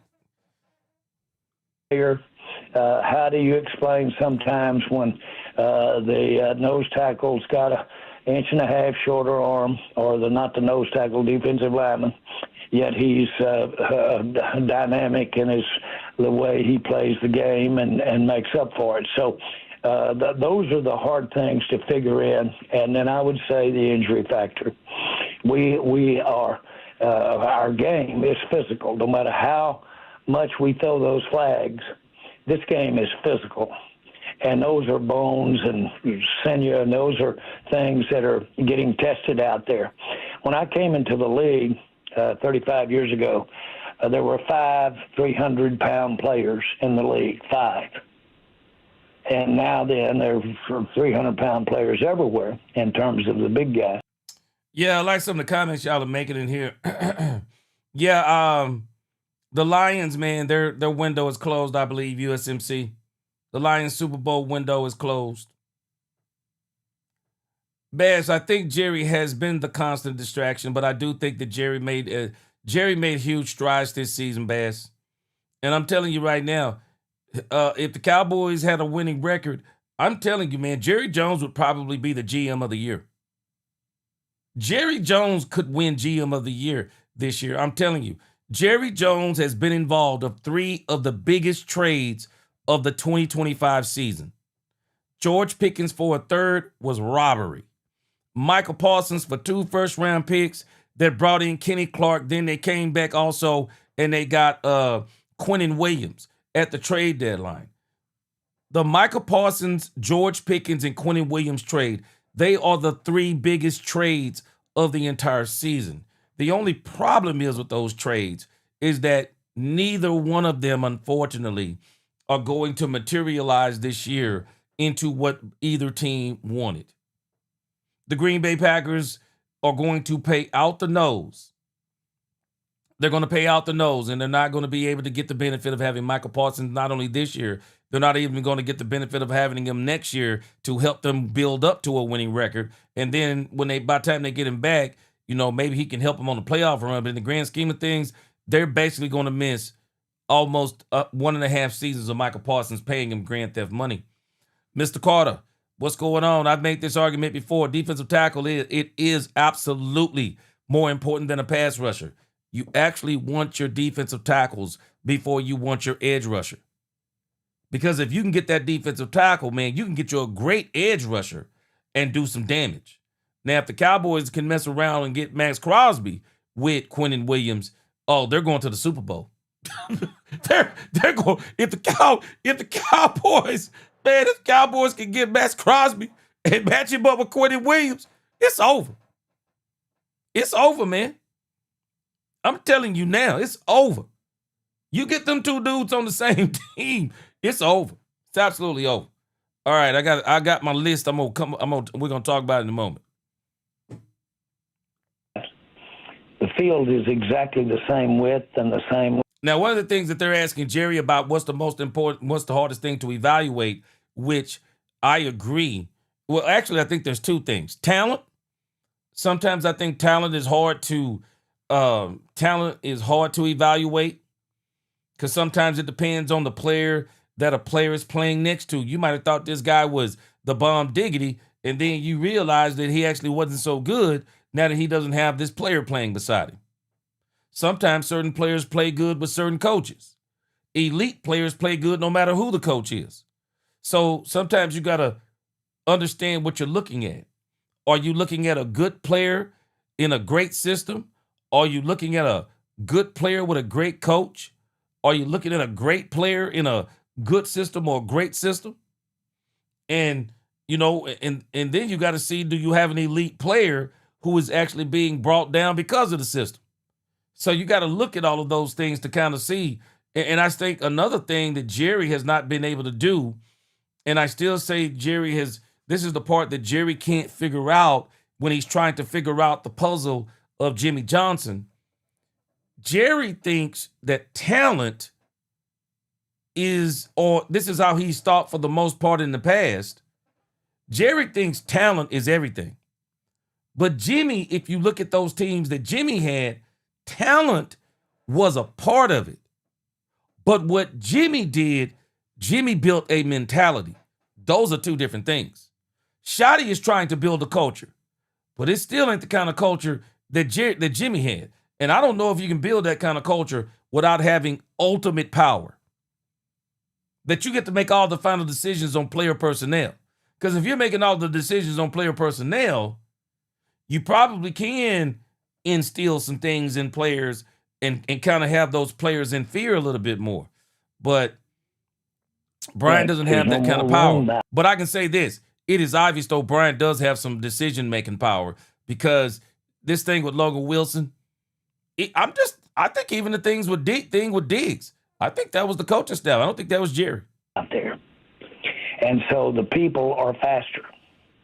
And so you got more velocity going on against each other out there than at any time you had in those other years. You're going to have injury. And so when you got a system that takes and pays most of the money to a few players, and then you have the rest of the players that are out there that are absolutely essential to doing anything, then you have a real challenge. Well, see what Jerry's talking about now? Jerry is talking about the salary cap. And what he's saying about the salary cap, and let me put it in these terms. So one of the things that the salary cap did is the salary cap is the very thing that Jerry is struggling with from this perspective. The salary cap put a lot of it put a lot of its stock into talent. That's what the salary cap does. The salary cap seems to be all about paying the best talent. But before the salary cap, I can relate this to what's going on in our world today. We're destroying the middle class. Well, in society, it's not the rich and it's not the poor that makes the society really what it is and makes it go and balance and just have it economically sound. And when you talk about economics and talking about the workforce and all of these things, it's the middle class of society that really is the building blocks. It's it's the morals, it's the values, it's what a society is all about. When you only got the rich and the poor, that society is going to be, it's going to struggle. And it's going to be more of a dictatorship type of, it's going to be more of a dictatorship type of society. It's not going to function the way that it should. And it's the same thing that happened with football. The moment we brought in the salary cap, we put an emphasis on highly paid players and bargain players. High paid players, bargain players. So you give all the money to the big name talent. And then in the other spots, you say, okay, so now we got to get guys who are on low salaries, guys who maybe they're trying to get another chance. Maybe a guy coming off of injury. Maybe an older player that's got something left in the gas tank. You go out there and you start looking for these low-paid players and hoping they outperform the contract that you're paying them pennies on the dollar, but you want them to outperform that contract. But before the salary cap, you may have had a player here and there who was like highly paid, but then you'd have a whole lot of other players. They would kind of be in the middle part of your salaries. They're all kind of making the same amount of money in there. And those are your blue collar players. Those are the players, hell or high water, man. They're coming in, they're performing. They may not perform on an elite level, but they're not going to perform on a poor level. They're not going to perform on that please outperform your contract level. No, these are the guys who grab their lunchbox, grabs their thermos. They come to work every single day, lace them sneakers up, put them that chin strap on, and they come out there and they're going to absolutely do their job. Those are the middle class players. This league is missing a lot of the middle class players. And you will notice that the teams who find a way to get the talented, the high paid, lower paid, and the teams who find a way to get those good mid-paid players, you find out those are the ones who win that Super Bowl because they have a good mixture of everything. They have a very good mixture of everything. They may have a couple of veterans. They may have a couple of veterans that are really good. Then they got some players who are in their prime. They're getting paid prime money. But then they also went and found some players or had some players left over who are still on some contracts, and maybe they're in the midpoint of their career and they're still playing extremely well. Then on the lower end, rather than them having a lot of retreads, maybe they got a lot of rookies. Maybe they got rookies on rookie deals rather than a lot of people who are on low-paying deals and you're just kind of filling in and hoping somebody's going to turn out. But you got rookies who are playing well and they're hungry, and you've kind of got your whole roster situated. So you got to get that blue-collar, middle-class part of your team back. That's what Jimmy did well. But Jimmy also operated during a non-salary cap era. He operated during a non-salary cap era. The salary cap era killed those blue-collar players. They're very far and in between. They are very far and in between. But the teams that can find a way to do it, those are the teams that find a way into the bowl game. And this is where Jerry is struggling. Jerry is struggling with the blue-collar players. He's struggling with the guys who really make up your team. He's struggling with the glue. That's what he's struggling with. And a lot of teams do. A lot of teams struggle with it. That's why you only see a handful of teams get into the playoffs every year. Because a lot of teams, they struggle with it also. Unfortunately, we struggle with it more than everybody, it seems. That combination of things is probably my biggest challenge. Yeah, and I ask it because, on a human, just from a human element, and trying to assess in the X's and the O's, not just from a player standpoint, but from a coaching standpoint too. Because it's easy for us to look and say, okay, well, look at the year that Robert Saleh is having with that defense in San Francisco.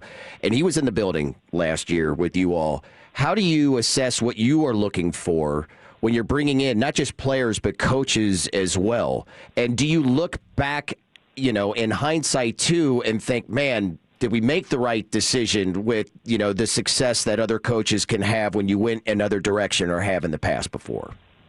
Yeah, well, he's outstanding. We almost didn't let him leave the building. We were impressed. But more importantly, his recommendations. If you really want to, if you really, really want to get down and check out a coach, just go down and not so much the interview, go down and check and visit with everybody he's coached with. And then also look at some of the coaching that he's actually done at the position or the area of responsibility he's had. If you really want to figure out what a coach's background is. But now, you rest assured, I know you guys know this, you don't have one that you wouldn't, if you look at all the tape, if you look at all the games, if you look at everything involved now, you'll have a lot to look at, and it won't all be Super Bowl stuff. Jerry, yesterday on the Netflix broadcast, Emmitt Smith made an appearance, and he said, quote, "For the first time in a long time for me, I feel like we're heading in the right direction." What do you think Emmitt sees, and why do you think the fans should fall in line with Emmitt in his line of thinking? Well, let me say this. Our fans have to do anything differently or more or less for me. I know what our fans want. And it's just a question of I happen to have the responsibility or happen to have the wheel on trying to get what the fans want out there. And so the fans fall in line when you play good football and you have that. We came out of that game yesterday, and that was fun to win that ball game. It felt good. It isn't any fun at all on any basis to come out of a game and not win it. And so I've got a good feel for that. It's important to me. My fans, Cowboy fans, sports fans are the most important thing to me in the world.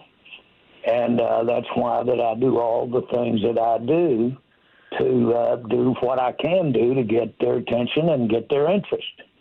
That's my makeup. It's what I do. And Yeah, this is the part I don't think Jerry.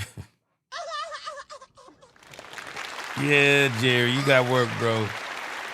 Jerry, you can do talent, and you're not really picking the talent. But I think where Jerry has failed is we got to understand something. Jimmy is the one who hired that coaching staff. See, Jimmy was a football guy. Jerry wasn't the football guy, even though he wanted to be the football guy. It was Jimmy. Jimmy brought the coaches in. And this is one of the mistakes that I think he continues to make. He thinks he's a good evaluator of coaches. I don't think Jerry's a good evaluator of coaches. Just keeping it real on Jerry on that. I think they lucked up on Brian Schottenheimer, and we're going to see where the rubber meets the road on Brian Schottenheimer this next season. I know that we need to have football players. That's why Dak's the highest paid player in the NFL. Jerry. And so that we could have that kind of success. Sorry, I didn't mean to cut you off there. I was just going to tell you it was an exciting watch yesterday. The Netflix presentation was terrific as well, and I know that that means a lot to you in the greater scheme of things as well as coming away with a win. So I know it had to be a great Christmas with you all. We appreciate you being with us this morning. Okay, guys. Well, I got wound up here. I hope I answered at least two of your questions. But listen, it was a great win. It feels good. Our players are so proud.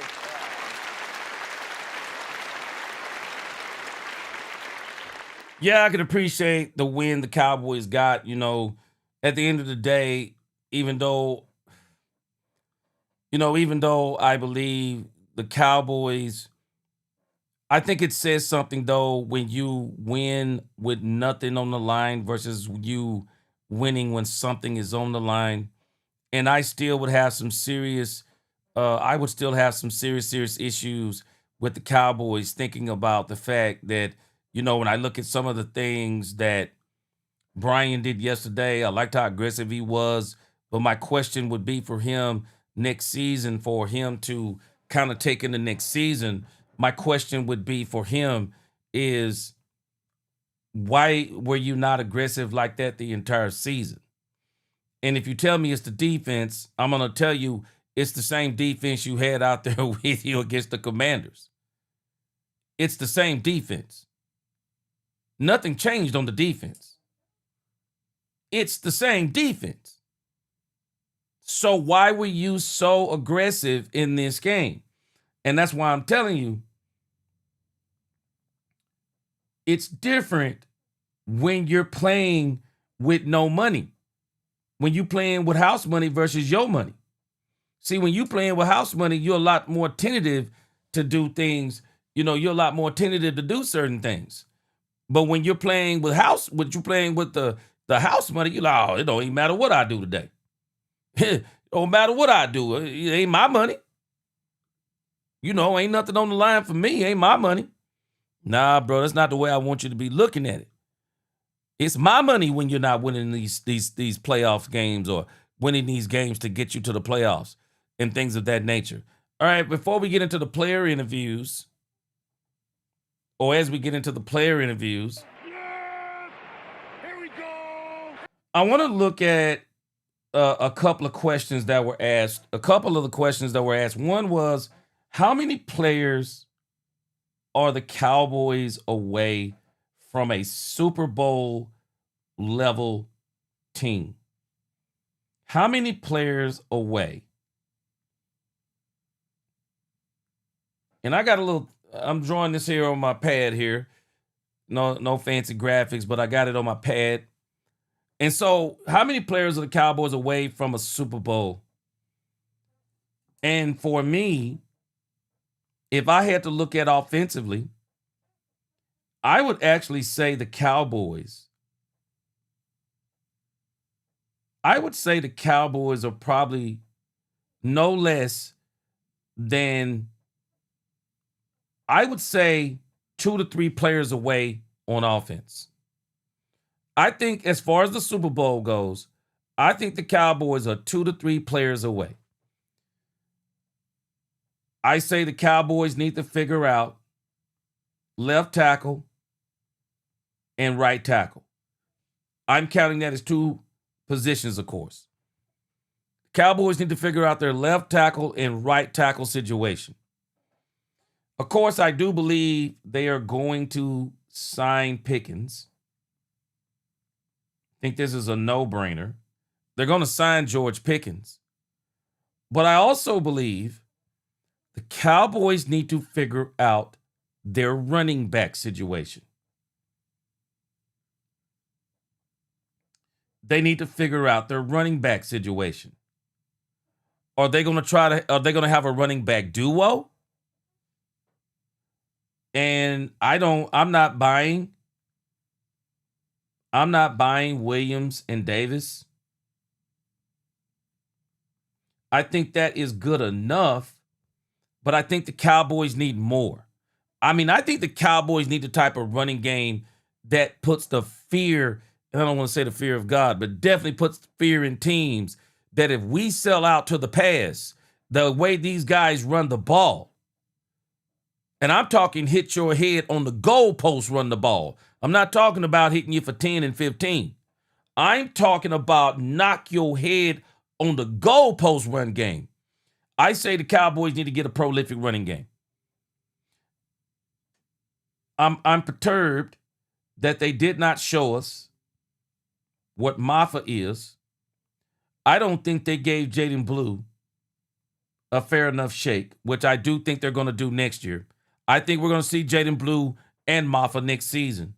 So the Cowboys could stick with the combination of some combination of all 3 of these guys. I'm not going to cry if they do, but I still say if I were the Cowboys, I would go get a prolific running back. I really would.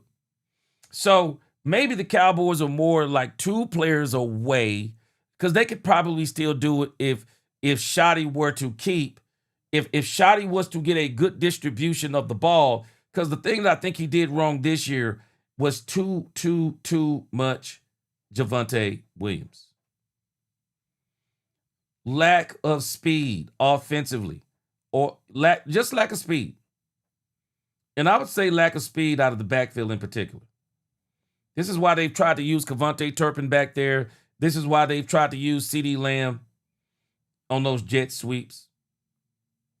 And this is why I say I want to see them either give this dude a fair chance, as in Jaden Blue. Give this dude a fair chance. Let's see what Maffa is. And maybe if you combine all of this in some form of fashion, and I say still keep Davis, but I want to see these 2 in particular. I want to see them. That's who I want to see. Show me what these dudes can look like together. And I'll be good to go. Yeah, I'm with you. I'm with you, Jaden. Williams and a speedster. Yeah, that's why I want to see what Jaden Blue is. And I also want them, I definitely want to see what Phil Maffa is. Phil Maffa could be another, I think he's probably a better Javonte Williams if he's healthy. Because if Shotty likes big backs, no, Phil Maffa is what you call a big back. 230 plus. I'm thinking he's running somewhere around a 4.5, 40. You want to talk about a true big running back. Maffa is a throwback to the past. So, in the grand scheme of things, if the Cowboys decided to stay with what they have at the running back position and just refine it, I would say the Cowboys on offense are 2 to 3 players away. Now, defensively, if we're being honest, I think the Cowboys are probably, let's keep it a bean. I think the Cowboys have to be about 6 to 7 players away.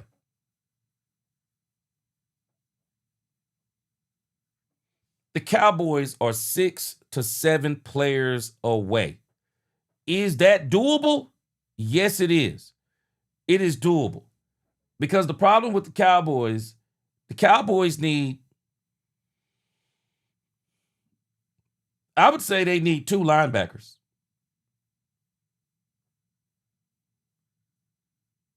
The Cowboys need 2 linebackers. And they need a true Mike linebacker. Murray got to go. Murray has to go.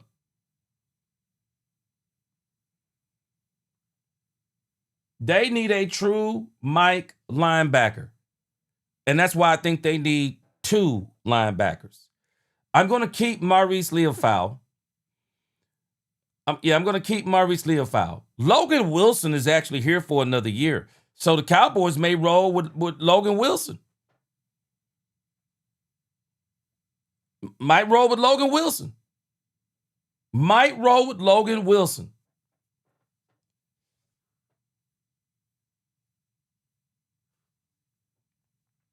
I'm sorry, I was reading some of the comments. Bass said running back by committee with Javonte Maffa and Blue. That's what they said would be the case, and it didn't, and it sure wasn't. And you know why, Bass? Because Shotty fell in love with Javonte Williams. Isn't it strange that it requires injuries for them to do what they're supposed to do? Isn't it strange that Javonte gets injured, Malik Davis comes in and balls out? Man, sometimes, man, you got to use them. Man, you got to use them weapons, man. You got to use them weapons.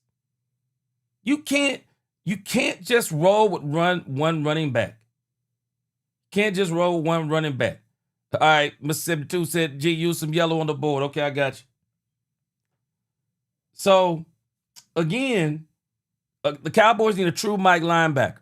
So, I would say the Cowboys need a minimum of 2 linebackers. And I'm saying that's to make the final 53-man roster. So, the Cowboys need a couple of linebackers. Again, Maurice Leofow, I don't know what's going on with that. I'd like to see him with a new DC. But I still say the Cowboys need to bring in a true Mike linebacker. Shamar James looks promising, but I still say the Cowboys have got to stop relying on these late round picks and trying to turn them into first round picks. Man, butt up there and get some of those high round players, man. Get you some of those players in that 4th and 5th and 6th round. I do believe I do agree with Football Fanatic. I think the Cowboys are going to probably trade one of them first round draft picks and probably try to get back into the 2nd round, but we'll see. I think the Cowboys need 2 linebackers. I also say the Cowboys, I believe, need 3 defensive back or 3 cornerbacks. I think they need 3 cornerbacks. I think the Cowboys need 2 safeties. I think they need 2 safeties, and I say they need 1 edge or 1 defensive end. A true defensive end is what the Cowboys need. A true defensive end who can rush the passer. That's what they need. Straight up. JG said that's a hefty list.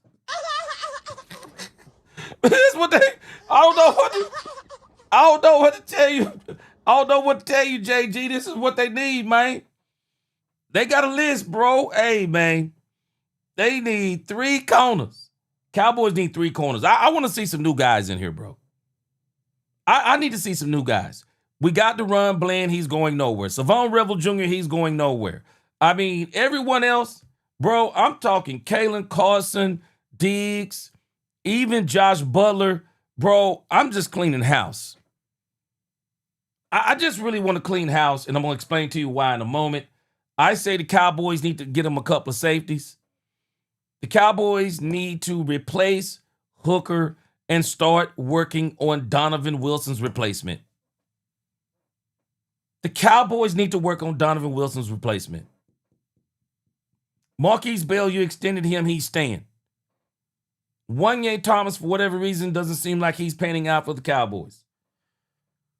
But the Cowboys need to go out there, and I mean, they need to get some starting level players at these positions. Starting level players. So I say all in all, I would say the Cowboys, realistically, they would have to be, in my estimation, if they really want to do it right, the Cowboys are about 8 to 10 players away. Y'all tell me what you think. I think the Cowboys are about 8 to 10 players away. Very doable. Very, very, very doable. You're welcome, 72 Chevelle. Now, if it was me, and if it just came down to, okay, well, you can't get 8 to 10 players. Okay, so what is my priority? My priority is very, very simple. My priority, if I'm the Cowboys, I'm prioritizing left tackle. It's my priority. I have got to prioritize left tackle. Left tackle. I think Guyton needs some kind of, I think he needs some competition. I really do. I think he needs some competition. And not just to push him. The Cowboys need some competition in case they say, hey, we already seen he hasn't stayed healthy. He hasn't stayed healthy. So, you want to get somebody in here that can play that position. Because if I'm the Cowboys, I can't do a whole nother year or a whole nother training camp of trying to decide whether or not Guyton's going to be it or he's not. I say the Cowboys need to go out there and get them a left tackle. And also, Terrence Steele. I'm sorry, priority. Left tackle on offense for me. That would be a priority. And if not a left tackle, somebody that can maybe play both. But I gotta get me a tackle on the offense. Defense, at the bare minimum, I gotta prioritize at least one of each. I'm going to prioritize at least one linebacker, at least. I prioritize one linebacker. I'm going to prioritize at least two cornerbacks. I would prioritize 2 cornerbacks. I'd prioritize one safety, and I would prioritize one defensive end. So in the grand scheme of things, if I'm being realistic, if I'm the Cowboys, that means I'm looking for about 5 great to elite players. And I think the Cowboys could work with that. 5 great to elite players. I think that's what the Cowboys need. Y'all tell me what you think. But that's where I think the Cowboys are. So let me get into this. Roberta, what's up? She said, why can't we get a real GM? I see you, Roberta. I see you. It's a great question. Well, we know the answer, but we know the answer. But it's a great question. If we could get that GM. Dallas Sports said cornerbacks, 2 linebackers. Yeah, safety free. Yep, 2 safeties. Yep, I said it too. A true defensive end. Ooh, yeah, man. You know what?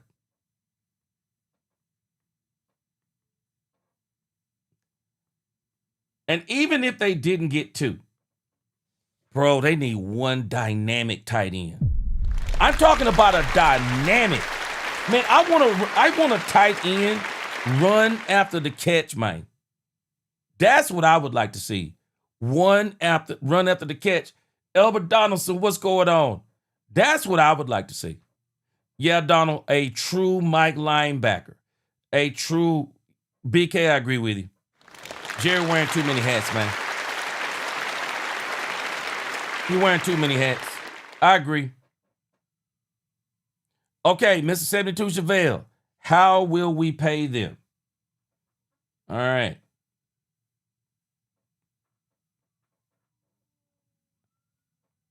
How will we pay them? I think it's pretty simple. Dak Prescott's deal, it's already worked in. Bland's deal, it's already worked in. Lamb's deal, it's already worked in. Ty Smith, it's already worked in. and then Jake Ferguson. It's already worked in. Also, let's not forget, the Cowboys are going to cut Diggs. They're going to save $13 million.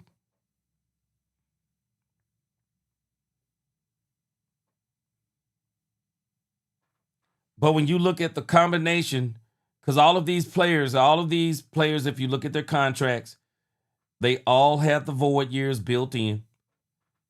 The triggers are already in the contracts. They're already in there. They're not worried about that. So when the Cowboys combine to, they're gonna already, just from doing, if they were to choose to do all of these, the Cowboys are going to they're going to amass $100 million in salary cap just that quick. They're not worried about the salary cap. They're going to sign Brandon Aubrey. Also, they got to get him signed this offseason, but that shouldn't be no big deal. You're talking about $6.5 million to $7 million. That's not a big deal. So the Cowboys are going to create $100 million plus on these contracts alone. They're gonna do it. So the question becomes on some of these contracts, though, is do you really want to mess with them? Do you really want to mess with these contracts? Because I start to wonder when you start talking about injuries, and then when you start talking about the level of play, two of these contracts I start to be concerned on whether or not I want to deal with them, because I may want to try to get them off the books as quickly as possible. One of those is Bland, and the other one is Ferguson. Man, we in on Bland. We in on Bland, and we in on Bland with a lot of cheese, man. We in on Bland with a lot of cheese. So we're going to probably look at those contracts. We'll look at his contract at the end of the season and kind of see, how it all works out. But I'm sure he has void years in here. And so this is kind of where the Cowboys are going to create all of their cap space. You watch what I tell you. So, JG Real, okay, I like what you said. He said, man, I genuinely don't know if we really need all that to make a Super Bowl. I think Eberflus made them look like trash. There's no way all these players look that bad. Now, JG Real, let's go to another list that I made up here in no particular order. I'm going to really dive deep into this, JG, at the end of the season, but I'm just going to give you a preview of what I'm going to be working on. 5 failures of the Cowboys defense in 2025. And I really have 5 of these. Really 5, even though I got 6 written up here, I believe. Either 5, 6, 7. But I really only have 5. And this is the order I'm going to put them in. I'm sorry. This is the order I'm going to put them in when you see them again. So, let me give you number 1. The number 1 failure of the Cowboys defense this year. And I'm going to combine these. The Cowboys hired Matt Eberflus. That was a mistake. And not for the reason that y'all may think. I'm going to tell you something about this Matt Eberflus thing, guys. And I'm just going to keep it real with you. Oh, yeah, Catherine Kiss. Don't let me forget Max Crosby. Oh, yeah. Yeah, I think Max is going to be a part of this equation. Yeah, I do believe Max Crosby is going to be a part of this equation for sure. And I believe the Cowboys are going to try to get him in there. Do not be surprised if Max Crosby is a Cowboy. And I think he wants to come to Dallas. Man, that cost of living out there in Vegas, I don't care how much money you make. It's a lot. Now, the Cowboys hired Matt Eberflus too quick. Matt Eberflus was coming off of a very bad firing from the Chicago Bears, and it's the way that he got fired. The Cowboys should have never hired him. This was a part of their, and I don't like Jerry talking about this whole thing about continuity. This is the thing that cooked Jerry this year, is this whole continuity conversation. Jerry don't need continuity. What Jerry doesn't understand is Jerry needs a jolt. Jerry needs a jolt, man. Jerry don't need continuity. Jerry needs to do what some of these other teams do. They go and get somebody that they haven't, hey, you know, this guy, let's do something different. The definition of insanity, according to Einstein, is to do the same thing over and over again and expect a different result. Jerry, you got to stop looking for continuity. Stop looking for continuity. Get a jolt. I would love to see you go out there and pursue Brian Flores, offering big-time money. Go out there and get Brian Flores. Go out there and get somebody like that. Even though I don't think Flores and I think Vance Joseph, I think his name is, I don't think they're going to be available because I think the people are going to pay them grand theft money. All right. This was one of the biggest mistakes the Cowboys made. They hired Matt Eberflus. The other thing that they didn't do well is, and I'm going to call that number 3. So number 1, the Cowboys shouldn't have hired Matt Eberflus. That was a big mistake. Let me give you number 2. The second big mistake the Cowboys made. Trading Micah Parsons was not a mistake by the Cowboys. I don't think that was a mistake. Bass, I think the Cowboys are going to trade one of those first-round picks, and I think they're going to try to trade back, or they're going to trade it for 2 number 2s flat out. I do think they need to get some draft capital back, and I think they're going to use one of those number 1s to do it. Unless, Bass, if the Cowboys get Max Crosby, they're not caring nothing about it. You get Max Crosby, you've made your whole draft. If you trade a first-round draft pick for Max Crosby, your defense looks different. And especially when you bring in that DC that'll be able to use him. But number 2, the Cowboys traded Micah Parsons too late. I believe this became a conversation after the draft. And I believe that this was also a tactic by Micah Parsons and David Mulugeta. Don't let them fool you. I believe they used this as a tactic to wait until after the draft because it gives them, in some respects, it gives them more leverage. It gives them more leverage to do it after the draft. But Jerry, if he wanted to trade Micah Parsons, that conversation should have started happening before the draft. Because if that conversation happens before the draft, I believe the Cowboys get more draft picks. They get more draft picks. But again, let's talk about the butterfly effect. There's also a butterfly effect. There's a butterfly effect. And the butterfly effect is simple. But if you trade Micah Parsons early, you don't get Kenny Clark or Quinnen Williams.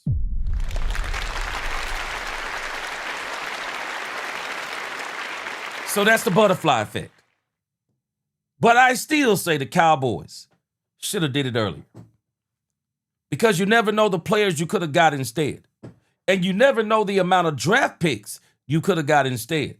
If the Cowboys are going to trade Micah Parsons, they should have did it earlier. I didn't have any problem with them doing it. Just do it earlier so you could have got more for him. Yes! Here we go! I'm going to tell you number 3. And I'm going to combine something that I got on number 1 and number 3. I want to combine something here.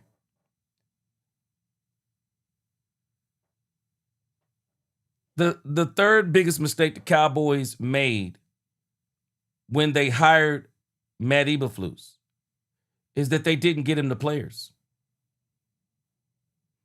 I'm just being honest. They didn't get him the players. They did not get Matt Eberflus the players. They did not do it. They did not do it. When you bring in a defensive coordinator that's talking about playing a certain way, well, you need to get the players that play that certain way. You got to get those players. Cowboys didn't get those players. They brought in, and I'm going to combine this with number 4. I'll get there in a moment. They brought in too many retreads, man. Cowboys brought in too many retreads. The theme of the defense in 2025 was bringing in ex-first-round players. They brought in a lot of ex-first-round players. Man, what in the world happened to what was his name? Turner? What happened to him? Turner, we don't know where he is. Elam. Once they started running the system, Elam went from the best defensive back to the worst defensive back. Cowboys brought in Sanborn, not an ex-first rounder, but didn't work. Too many retreads. And in the grand scheme of things, they did not get this man the players.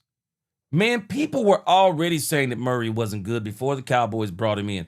People were already saying that Murray wasn't good. Some of us were saying that we thought it would be good because Matt Eberflus, this name is gone now. Matt Eberflus used to be known as the linebacker whisperer. Well, he ain't whispered this year. Because all the linebackers have looked bad up under Matt Eberflus. All the linebackers have looked bad up under Matt Eberflus. But I got something for you there too.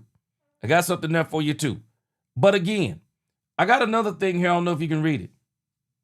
I call it the Quinn residue. The Dan Quinn residue. You know what else I want the Cowboys to do? I want them to clean house on this defense. Let me see who just said the same thing. R. McClough, you took the words out of my mouth. Total overhaul needed of the defense. I'm telling y'all, they did Matt Eberflus a disservice.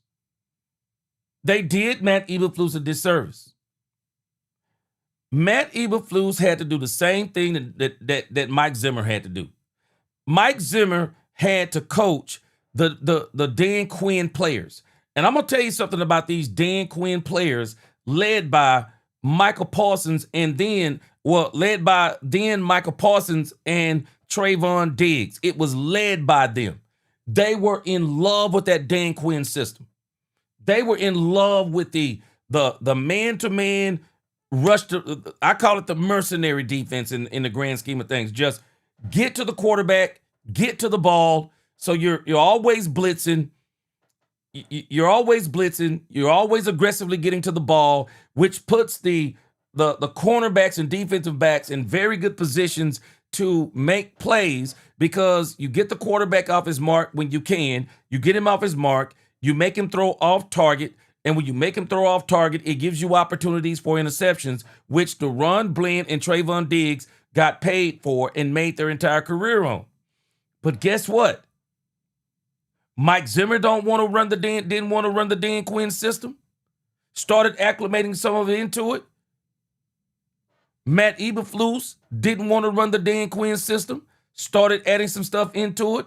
But I don't want players who can't play outside of Dan Quinn's defensive scheme. Let them go and play for Dan Quinn. Get rid of all these doggone Dan Quinn leftover players. If they can't play in any other system, let them be gone. Let them be gone, man. I don't want to hear a $19 million quarterback can't play zone. Get out of here then. Get out. You don't need players like that. You don't need those players because they're always, you got to ask yourself, if you get a player who don't believe in a scheme, how good do you think he's going to try to learn it? I mean, do you really think he's going to try to learn it? I mean, you really got to stand still. Both of y'all are at a standstill. One is trying to prove you're the problem in the system, and then you're trying to prove that the system is the problem. You know, two things can be true. Both of them are the problem. People, and again, people say, oh, Diggs was right. No, Diggs was right about himself. This defense can't play man better. Diggs is speaking for himself. This defense cannot play man better. Bland, when Bland was given man, we'll give Bland a little bit of benefit of the doubt. Bland might have been having some feet issues. Savon Revel Jr., he's been struggling too. They've been throwing at him. I'm good with him though. I'm good with him. Keep Savon. He'll be great next season. But these safeties can't play man. These linebackers can't play man. Diggs can't be the only guy in man. He can't be the only man in man. He can't be the only player in man. Diggs was right about himself, but I don't believe he was right about this defense. I don't want any more players trying to talk about the previous defense or what needs to. No, you're not the defensive coordinator. You're not the defensive coordinator. That's not what we got you for. We got the defensive coordinator for you to play in the system. And shame on the Cowboys. They set Matt Eberflus up for failure, guys. I'm just telling you the truth. I'm not telling you that Matt Eberflus is not bad. But I am telling you, the Cowboys set Matt Eberflus up for failure. Imagine being a doggone mechanic. And you go and you work at a mechanic shop, and they tell you, we got the tools, don't even bring your tools to work. You come in and all they got is a pair of vice grips and a Phillips screwdriver. Man, you're not fixing many cars with that. You're not fixing many cars with that. You're just not. They didn't give Matt Eberflus the players. I'm just telling you. They did not give this man the players. So it's double bad. It's double bad. You got a combination of they shouldn't have hired Flus, didn't get him the players, and the players that are here, they still crying about Dan Quinn. Get rid of those players. Overhaul it, man. The only players you need to keep on that defense, keep the whole defensive line. Keep Osa, Kenny, and Quinnen if you can. Dante Fowler can kick rocks. Sam Williams, you're going to have to make a decision on him. Maybe you bring him back to camp one more season as long as he understands he's not getting an extension. Bring back James Houston. I think it's going to be great. Bring back Jadeveon Clowney. Ezra Rocker was here to stay. Get Max Crosby. Max Crosby will turn that edge room into a monster.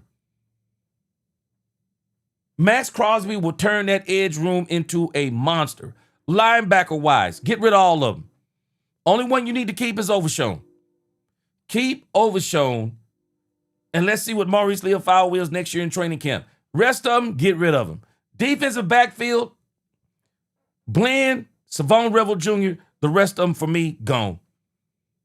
Gone, all of them, gone. Even the safeties, they are a part of that Dan Quinn thing. Man, I'm getting rid of them too. I'm getting rid of them too. Clean out all of that Dan Quinn residue because it is a cloud over this defense. Every time somebody starts talking about this defense, they say, well, when Dan Quinn here was the last time this defense was successful. Even that wasn't successful. Couldn't stop the run in 2023.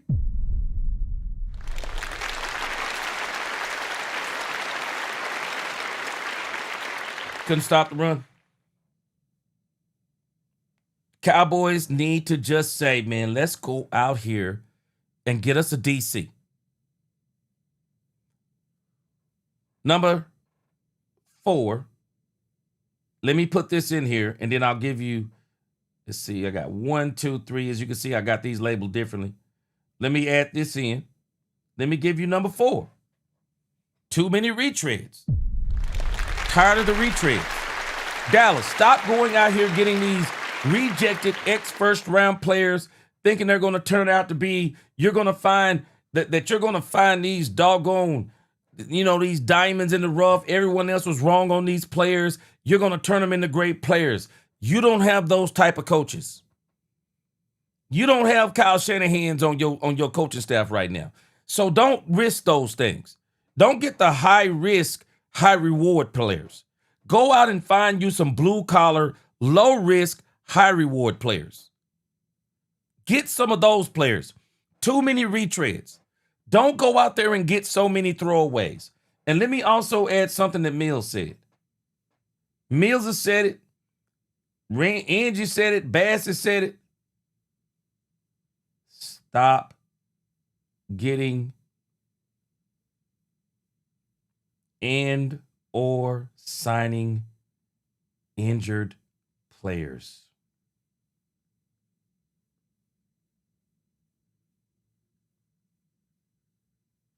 Stop it.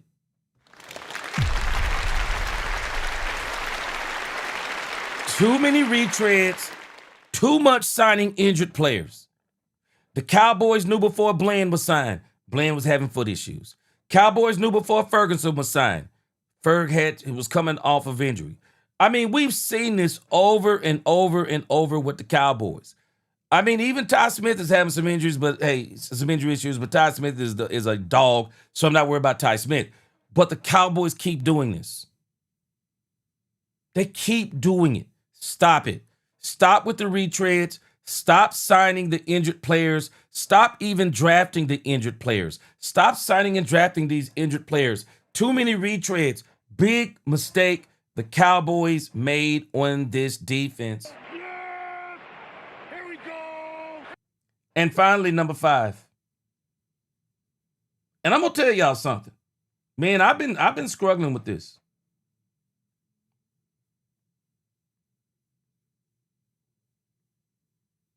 I've been struggling with this thing on Brian Schottenheimer hiring the defense coordinator. And I'm saying this not because I don't want him to hire his own DC, because I do want him to hire his own DC. But understand that if he hires that DC, he gonna live and die on that DC too.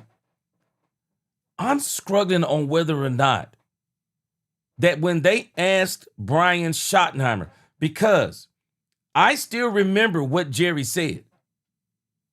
Yeah, Jerry said he hired he hired Matt Eberflus. But the reality is Jerry hired all of them.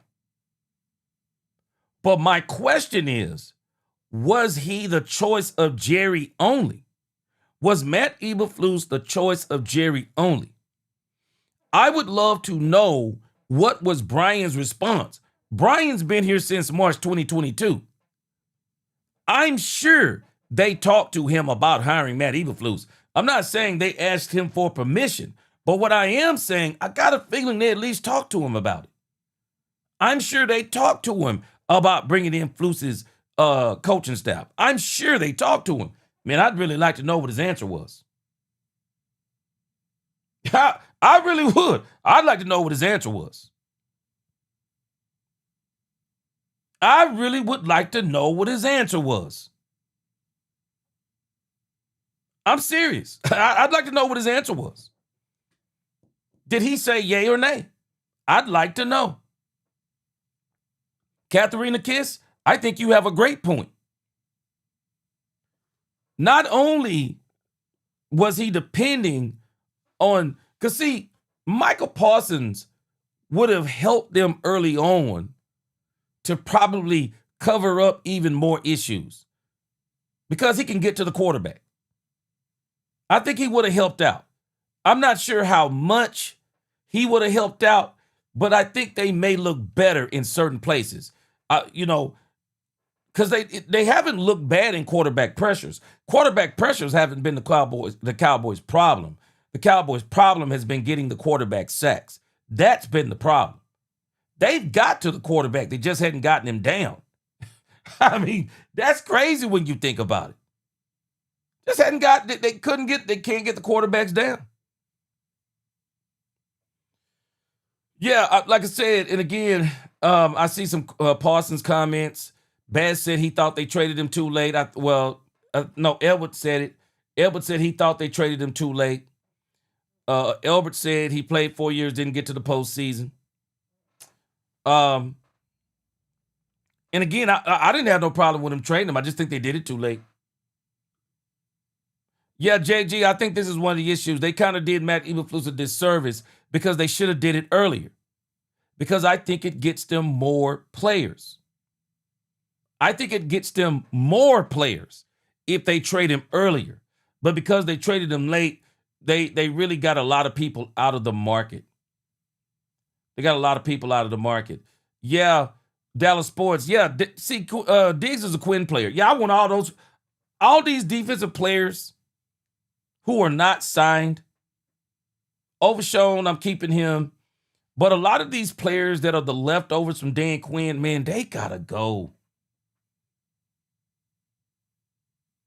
Every time, you got to get guys who got enough football intelligence, man, that if you implement a new system, they can run it. I'm not saying, and this is why I say Matt Eberflus has to go. You also want to get your DC who realizes and recognizes what he has and knows certain things he can't do in his system. And while it's his system, he can make some adjustments to it to say, okay, I don't have the player that can do this. So, I don't have the player that can do this. So let me do this. I say, when you got that player, I mean, you get that coach, I think everything is good. So one of the biggest problem is, this dude just wasn't really willing to make any adjustments. And so, again, if the Cowboys bring in another DC, and I'm questioning at this point, Jerry is sounding like he's about to get a DC.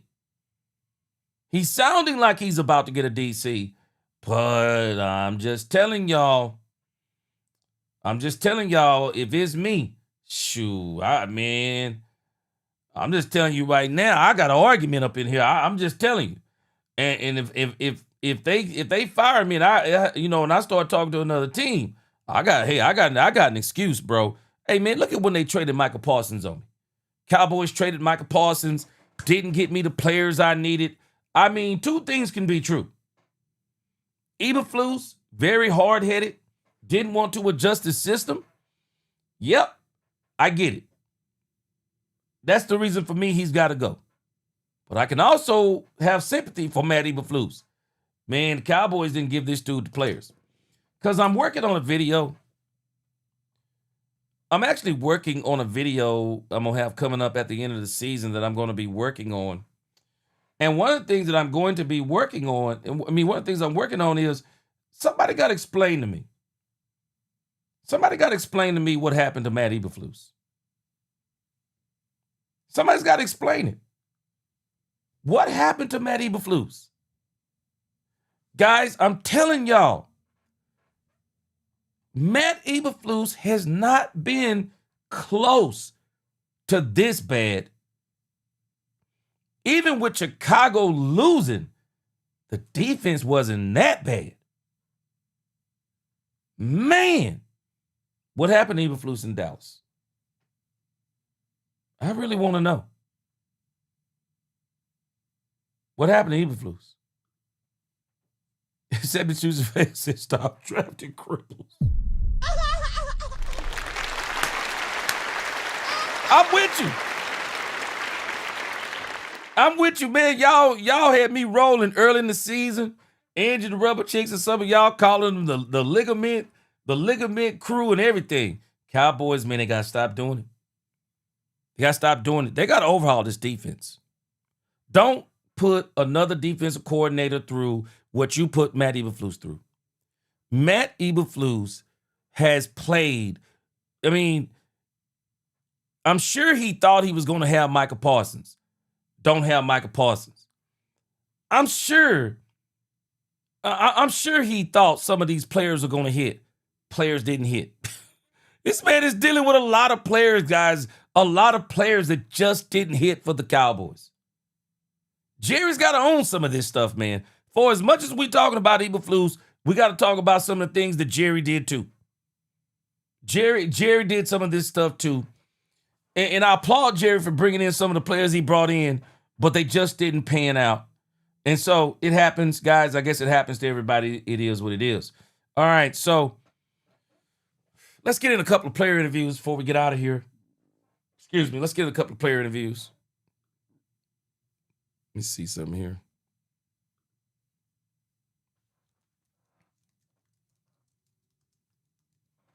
Let's get in a couple of player interviews. Also, too, guys, let me show you this in case you haven't seen it yet. We got something that we're working on here because I want to keep the Cowboys stuff, just Cowboys stuff for the most part. We're going to be talking playoffs and things of that nature. Yeah, we're going to be talking Cowboys. We're going to keep Cowboys, and Cowboys is going to be the thing that I'm going to talk about the most. But now that the playoffs are starting, I am starting a new channel, and this is the link down in the chat. It is the G Sports Nation, where we will be talking about other things other than the Cowboys. We'll be talking about the playoff stories so going on around the league. And as time goes on, I plan to maybe even throw some basketball in there. Who knows? Maybe even throw some hockey up in there. Who knows? But I'm going to leave this station open to talk about all things football, especially as the playoffs go. We'll be talking more about, drafts and stuff like that as the playoffs go on the Cowboys channel. But then I want to talk about on the G Sports Nation, I want to talk about the playoffs on there because I don't want to detract from the Cowboys, the stuff that I'm going to be talking about with Cowboys, even though I'm still going to include some of the playoff stuff on this channel. I'm still going to include some of it. But I don't want to dilute it by talking too much about other teams, and I want this to really stay focused on the Cowboys. This is going to be my main thing that I deal with. But again, help me out. Go over there and sign up for the new G Sports Nation channel. Y'all already know I'm going to get some Cowboy stuff over there, too. We'll get some Cowboy stuff over there, too. No doubt about it. But y'all make sure, man, go support that channel, the G Sports Nation. I put that down here in the link. Yeah. Yep. I'm going to start. Matter of fact, hopefully I'll be posting videos. I'm thinking starting tomorrow. Yeah, JG got to do the playoffs, man. I'm going to do some playoff stuff on here too, of course, but I am going to do more. I'm going to do a lot more in-depth stuff over there on the G Sports Nation. I'm going to get that kicked off, kind of getting everything together on that. And I hope, like I said, I hope to be up and running with that tomorrow. Yeah, Bass, appreciate you. Bass said fire at G Sports Nation. Let's go. Yeah, but I'm going to have two channels. I don't want to dilute this one talking too much about other things. And sometimes there are some stories out there that I think that would interest us, even just as sports fans, because I'm a big Shedeur Sanders fan. I would have loved to have been covering more of that. Elbert Donaldson, I do not want Shedeur Sanders on the Cowboys team because I think it would be torture for anybody. I think it would be torture for any quarterback to have Shedeur Sanders behind them, because so many of the young folk, and some of us older folk too, like Shedeur Sanders, and I think it would be tremendous pressure. And not because Shedeur cannot play Dak Prescott, but because people would just want to see this man play. So it would be a nightmare, but nevertheless. Got that other channel, so we're going to get this thing rocking. All right, so I want to listen to a couple of player interviews. And the guy who I really like, okay, so the Ravens, wow. Hey, man, let me tell you something. This Huntley kid, this league, there are two quarterbacks that I believe that there are two quarterbacks I think this league needs to take another look at. I think this league needs to take another look at, I think, what is his name? Tyler Huntley, or the Huntley kid. And I also think I think this league needs to take another look at Malik Davis. I think this league needs to take another look at Malik Davis, man. I do. I really do. I think they need to take another look at Malik Davis. This dude should make somebody's team. Yeah. Dallas Sports, appreciate you. God's grace and love, joy everywhere in the world. Yes, sir. Elbert Donaldson. Oh, you talking about they bringing up a young quarterback. Danny, Dallas Cowboys, let's go. What's up? Yes, sir. I appreciate you supporting me over there, Danny. Yeah, we're gonna talk all things football, and we'll probably even do some basketball over there as time goes on. But next year, this coming off season and next year, I'll be focused more on football because it's gonna be enough to keep me busy with football. Because I'll be talking about just so many different things over there that I can't talk about over here on Cowboys because I don't want to dilute. And hey, this is Cowboys Nation right here. Amen. JG said the hate he gets now will be quadruple. Boy, you ain't lying. JG, boy, you ain't lying, boy. Boy, you ain't lying, boy. They would be hating on this man, boy. So, nah, we don't need that. Because anywhere Shador goes, it's going to be a curse. You can't put Shador Sanders behind any quarterback. I don't care who he is. You couldn't even put him behind, man, you couldn't even put him behind Patrick Mahomes. People would want to see that man play.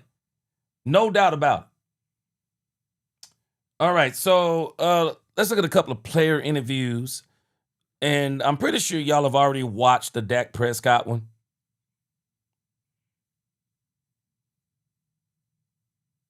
Let me see here. Yeah, let's listen to some of these other ones. And in particular, this dude, Jadeveon Clowney. I really want the Cowboys to bring back Jadeveon Clowney. Just having fun out there with the guys. I think Jadeveon Clowney is a special player. I think he has played really good for the Cowboys this year. I think he's been good in the locker room for him. And this is what even Dak Prescott's going to talk about. Let's check this out. I got a video out on this already. Check that out. But let's check out Jadeveon Clowney.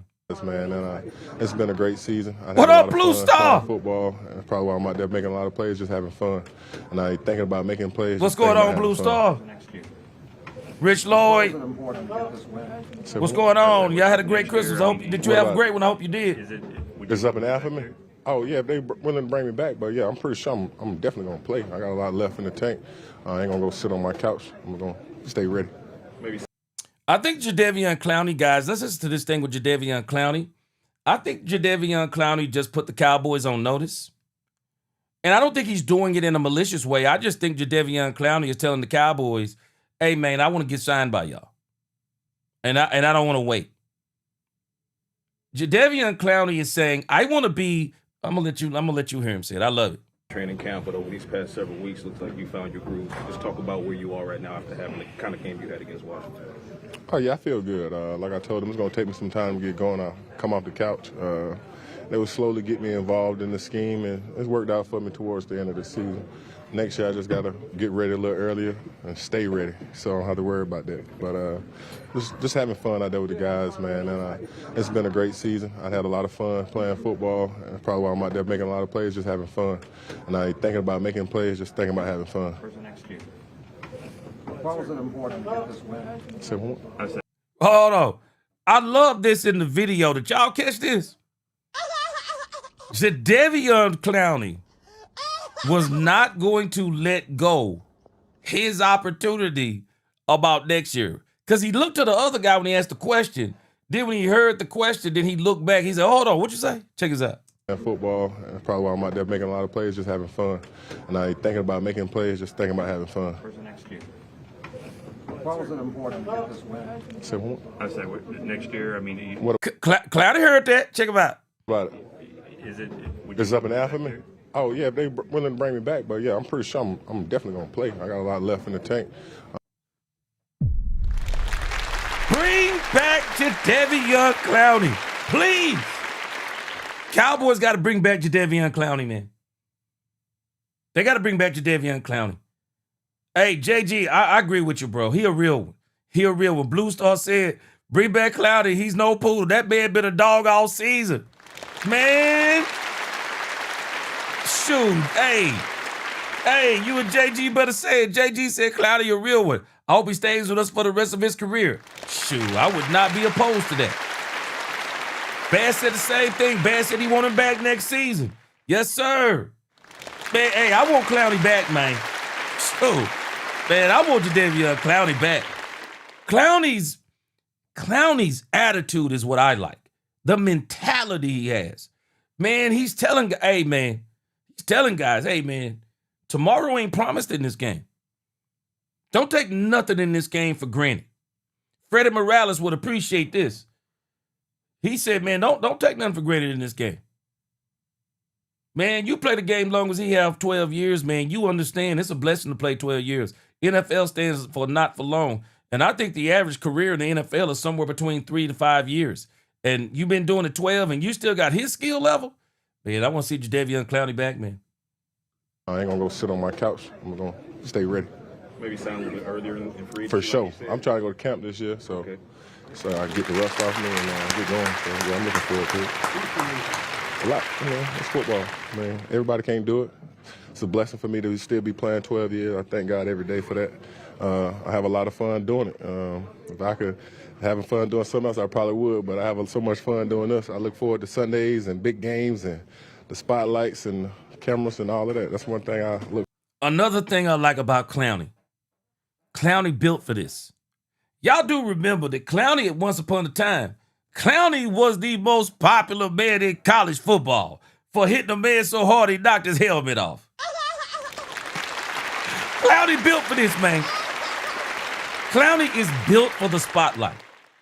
And Clowney, to me, is one of those players that can truly make a difference on a championship team. Go out there and get you a show enough edge rusher.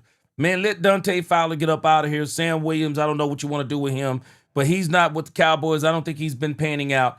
Go out there and get you a show enough pass rusher to have with him, Ezra Raku, James Houston. Man, you will have you a heck of a pass rush, especially with Kenny come. Man, just imagine Max Crosby and Jadeveon Clowney on the field at the same time. What?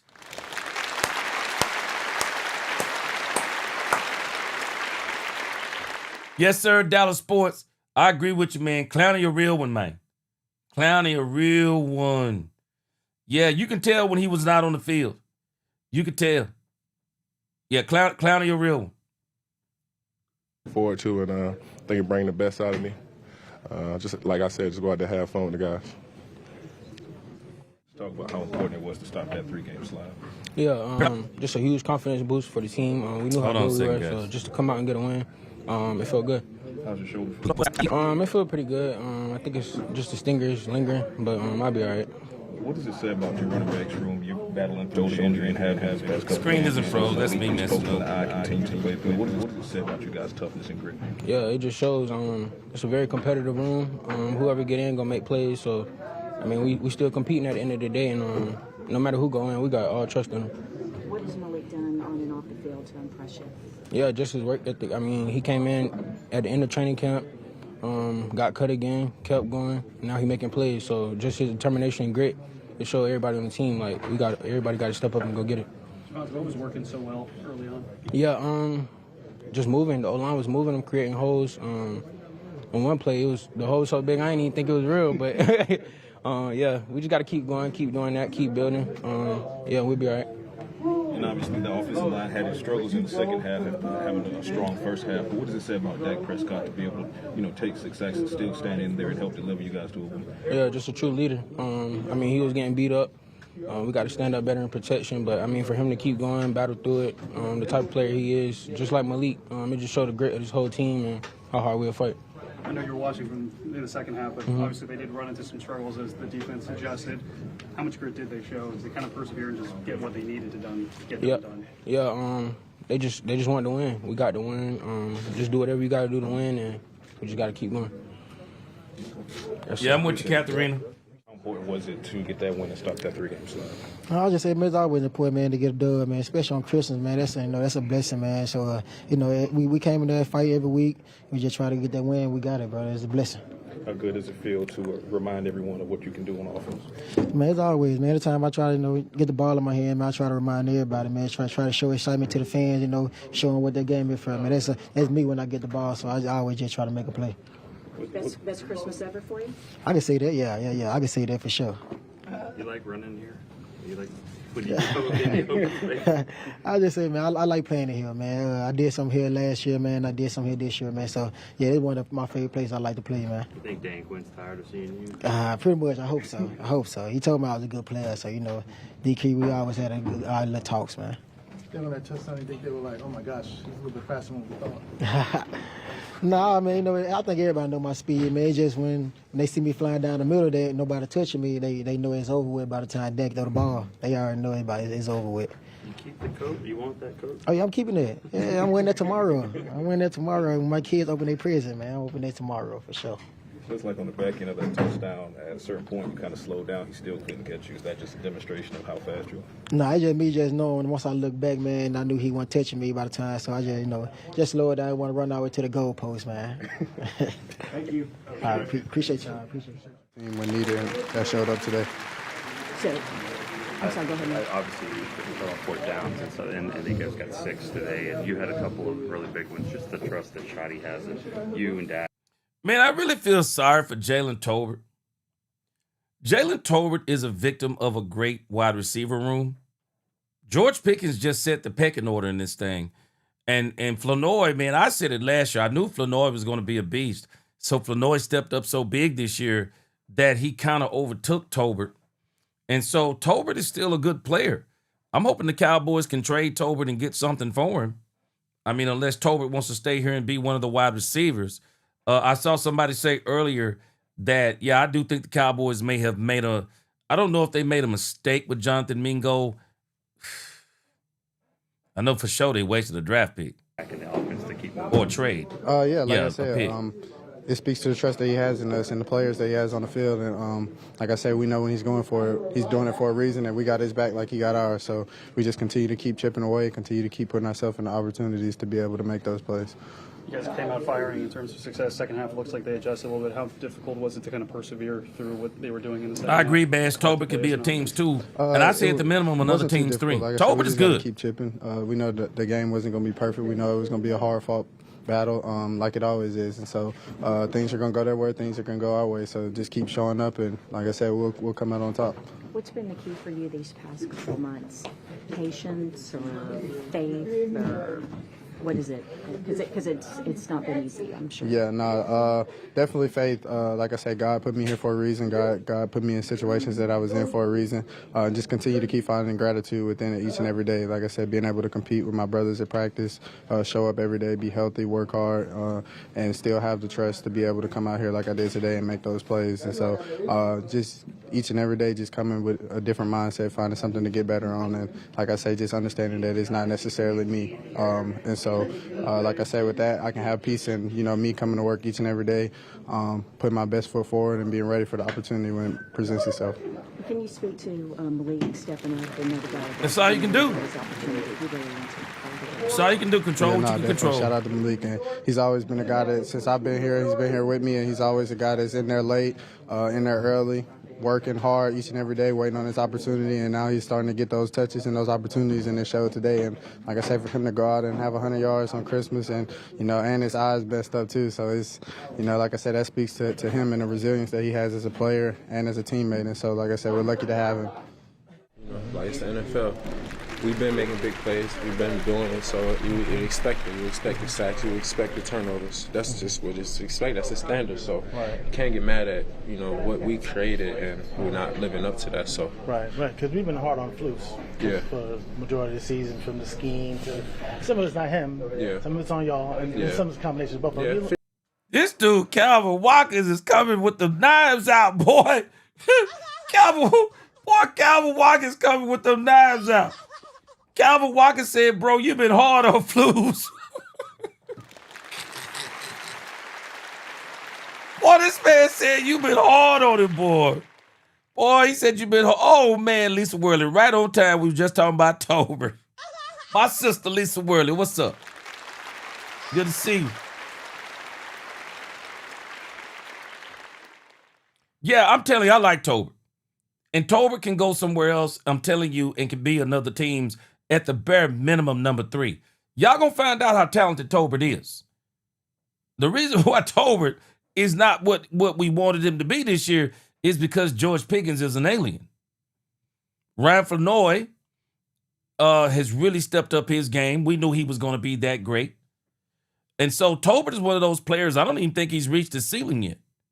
So the Cowboys, I won't be surprised they bring him back next year. And I won't be surprised if they trade him. He has value. I agree with Bass. He got value. And if I'm him, what's going on, Newhouse fam? If I'm him, I don't want to continue to sit on the bench. I don't. 50-50. Yeah. It's a team effort, team thing. Have you guys been rallying around him a little bit, just because obviously he takes the criticism more than you guys? Yeah. I feel like, we know what we got in our rooms, and we know what the calls are. We know everything. So we just have to stick together. It's the only way that we're gonna get through this and build and grow. Is sticking together. How big is to finish these last two? Because obviously you won this one, and then next year you gotta go to New York. Yeah, real big. We gotta finish strong. because we always talk about winning your division games. Yeah. And then that's something you can carry on to the offseason. So Yeah. you feel like we're halfway there to that? Yeah, definitely. I feel like, winning on our division, when we play each other, it's a hard game. It's a tough game every single time because we're familiar with us and we're familiar with them. So, it's always a tough matchup every time. How you feeling physically? Good. I feel really healthy. I feel good, yeah. The best, because I know every time we talked about you, I said, you felt, and you say, yeah, I did, because blah, blah, blah. So after missing like 4 or 5 weeks, whatever it was, is this the healthiest you've been maybe since the start of the year? Yeah, definitely. I feel fast. I feel explosive. I feel everything, so. Cool. Sorry. Freddie Morales, El Chuco in the building. Freddie. I said it, Freddie. I said Freddie would appreciate. I know Freddie gonna appreciate what Clowney said. I knew you would appreciate it. Good to see you in the congregation today. What's going on? Lisa said, I would like to see Tolbert stay on the team and be a champion because we're going to the Super Bowl next year.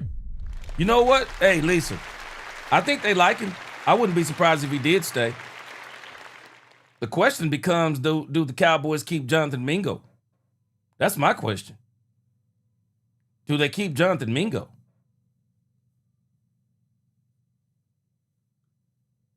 Thank you. Yeah, thank you. Appreciate it. What about having Aiden there too? Fun. Yeah, it was amazing. I'm about to go see him now. Spend Christmas with him and get him open up some presents. Yeah. Wait a minute, hold on. What's the last question? I just talk about how. Sorry. Thank you. Yeah, thank you. Appreciate it. What about having Aiden there too? Fun. Yeah, it was amazing. I'm about to go see him now. Spend Christmas with him and get him open up some presents. Yeah, thank you. Appreciate it. What about having Aiden there too? Fun. Yeah, it was amazing. I'm about. Who is this person he asking about? Is he asking about his son? I feel everything, so. Cool. Sorry. Thank you. Yeah, thank you. Appreciate it. What about having Aiden there too? Fun. Yeah, it was amazing. I'm about to go see him now. Spend Christmas with him and get him open up some presents. Yeah. Okay, I don't know who that was. I'm excited for Trayvon Diggs because I do believe this is Diggs' last game coming up with the Giants. I think it's Diggs' last game with the Cowboys. I'm excited for Diggs. I want to see where he goes, and I hope he's successful where he goes. He's just not for the Cowboys anymore. I mean, he said it's 50-50. I love how Calvin Watkins called him to the carpet and said, you've been extremely hard on Matt Eberflus. But again...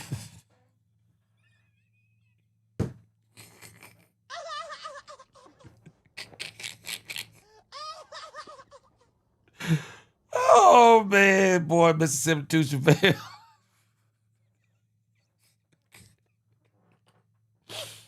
Mississippi Chevelle, he said, what about the other 7 children?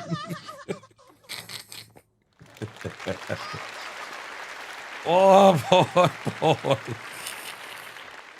Boy, you got me rolled. All right.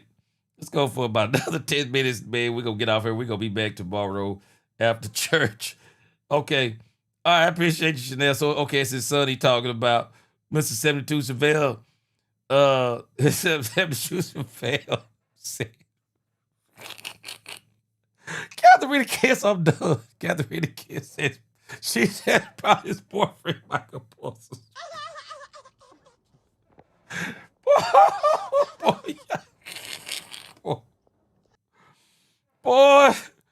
Boy, some of y'all said this can't get out of here fast enough. Let's talk about how much that 3-game slide and leave here with a win. I mean, I think it was just extremely important, for the standard that we hold ourselves. I'm telling you, hey, man. Hey, I understand some of y'all disagreeing with me. And y'all know I ain't mad at you. USMC and some of y'all, man, I ain't mad at you. But, boy, I'm going to tell you something, man. I love this guy. He built different. This guy built different, man. I love this guy, Ty Smith. I would love for this guy to go to the left tackle position, man. This guy has the mentality and the toughness that you are looking for at that position. Man, I'm telling y'all now, I think the Cowboys are already on this wavelength. The Cowboys are going to seriously consider moving Tyler Guyton to right tackle. You watch what I tell you, and they're gonna seriously consider seeing if they could get a left guard to take his spot. I'm telling you, man. those two in this organization. Ultimately, we're not where we want to be at this point in the year, but, the standard remains a standard. We're winners, and we're winners at heart, and everything we do, we try to win at.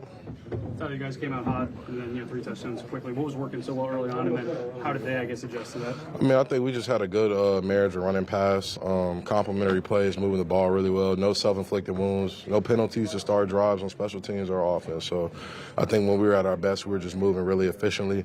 I think where they got us is coming out of the half. We kind of stalled ourselves a little bit, kind of got ourselves behind the sticks. Yep. We didn't convert the way we wanted to, so it's just about being consistent with those things. What's it like going fourth down so many times and converting? Shout out to Shotty. I think that just really shows the mentality of Shotty as a head coach and the trust.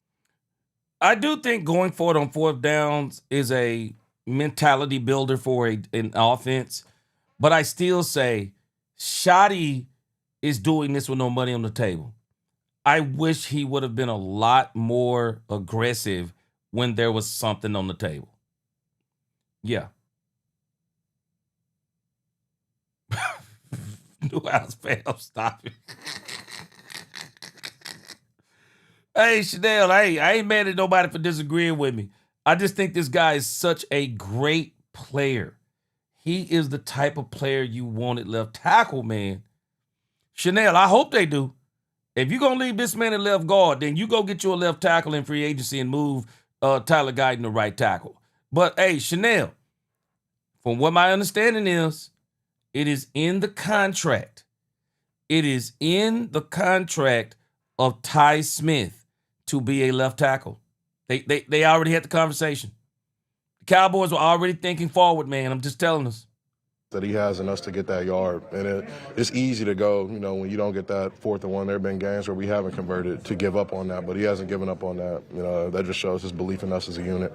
What about Malik Davis, a guy who, comes through late in camp and added and comes back to the team? And what do his teammates feel about Malik? I got the utmost love and respect for Malik Davis. We came in the same year. We was the same rookie class. I've seen him through the ups and the downs. I saw him when he got cut from the team and he wasn't with us no more. I saw him when he came in, and one thing that he's always has is that winning attitude. He comes in, he busts his ass, he works hard, and when his moment shows up, he takes advantage. So I think that's just a testament to him as a man, as a player. Speaking of the running backs, what does it say about the grit of these guys? Javonte continues to try to battle through the shoulder injury. Malik, he gets poked in the eye. He keeps going. What does it say about your running backs? I think it shows who they are as men and competitors. And when you got your running back, we're not believing that TV story. Somebody who's trying to move guys out of the way from them, it kind of makes you G-check yourself a little bit. You got to check your attitude when you come through the door, because you got a guy that's going to run through walls even when he isn't feeling good. So, I'm going to block, do what I got to do even when it's not how I'm feeling. Second half was very gritty in terms of trying to get the offense production going, but you guys got it done in the end. What was the mindset? I see you, JG. Converting on some of these 4th downs and kind of doing what you have to do in order to persevere. Just to keep swinging. I think that was the biggest thing for us. I do remember moments in the game where it was tough, where I was getting edged a little bit, and I'm just like, man, we just got to get this ball going and things of that nature. But you just got to keep swinging. When you wake up in the morning, you play these noon games, you're going to be in for a battle. Nobody's going to lay down, nobody's going to let you win. And so the thing is, you just got to keep swinging, keep maintaining the standard, keep getting better in these situations, in these games. Is it hard to kind of keep that mentality in the second half when they are kind of making things difficult, especially when you guys start off so hot? If you're weak-minded. Bass, what in the world are you talking about? Bass, what in the world are you talking about? Bass said he didn't get hit by a TV pole. Bass said he either got beat up or he fell. Bass, what in the world are you talking about? Boy, you crazy. Yeah, definitely. I'll say that. You got to keep a strong mind in these things. When things are going your way in football, it's like a movie. Dak throws like a 80-yard pass over the middle of the field. I get off the field. That's crazy for me. But how are you going to be when you're getting stopped on 4th and short? How are you going to be when you give up that sack? How are you going to be when you're getting edged when you don't want to get edged? You have to be a competitor through all phases of the game. All right, thanks, Tyler. Man, I'm telling you, bro, this dude is a monster player. Man, I'm telling you. I ain't mad at y'all for disagreeing with me, but I would love to have this dude at the left tackle. I would love to have this dude at the left tackle position. I really would. I would love to have him at the left tackle position. Catherine Rita kids, this dude, man, sitting here tripping at Catherine Rita. He got beat up. He said he got beat up. Boy, I done heard it all, man. Boy. Hey, you ain't lying, Adam. Hey, man, anything with that story. All right, man. Man, let's get this hype music going. I'm about to get up out of here, man. I got to go take my wife out to eat. Man, I appreciate y'all rocking with me. Man, it's great to be back. 3 hours of Cowboys content today. We're going to be back at it tomorrow. Cowboys don't play, but we're still going to be talking Cowboys tomorrow. We will actually be talking Cowboys tomorrow. After that last game, it's on to the draft. It's on to free agency. We're going to be talking about those things. Excuse me. The link is down in the description. The new G Sports Nation, new channel. Cowboys is still going to be my 100%. I'm going to be focused on this more than anything. But for stories outside of the Cowboys, the link is down in the chat. The G Sports Nation begins. I got a few more things to do on the back end, but we will be posting videos hopefully no later than tomorrow. And we're going to be full speed on this channel and on the G Sports Nation going forward. Man, I appreciate y'all rocking with me. Y'all make sure y'all go subscribe to the G Sports Nation. I'll be back with y'all again tomorrow. Until the next time, DC4L, God bless. Let's talk Cowboys and we talk facts. Peace.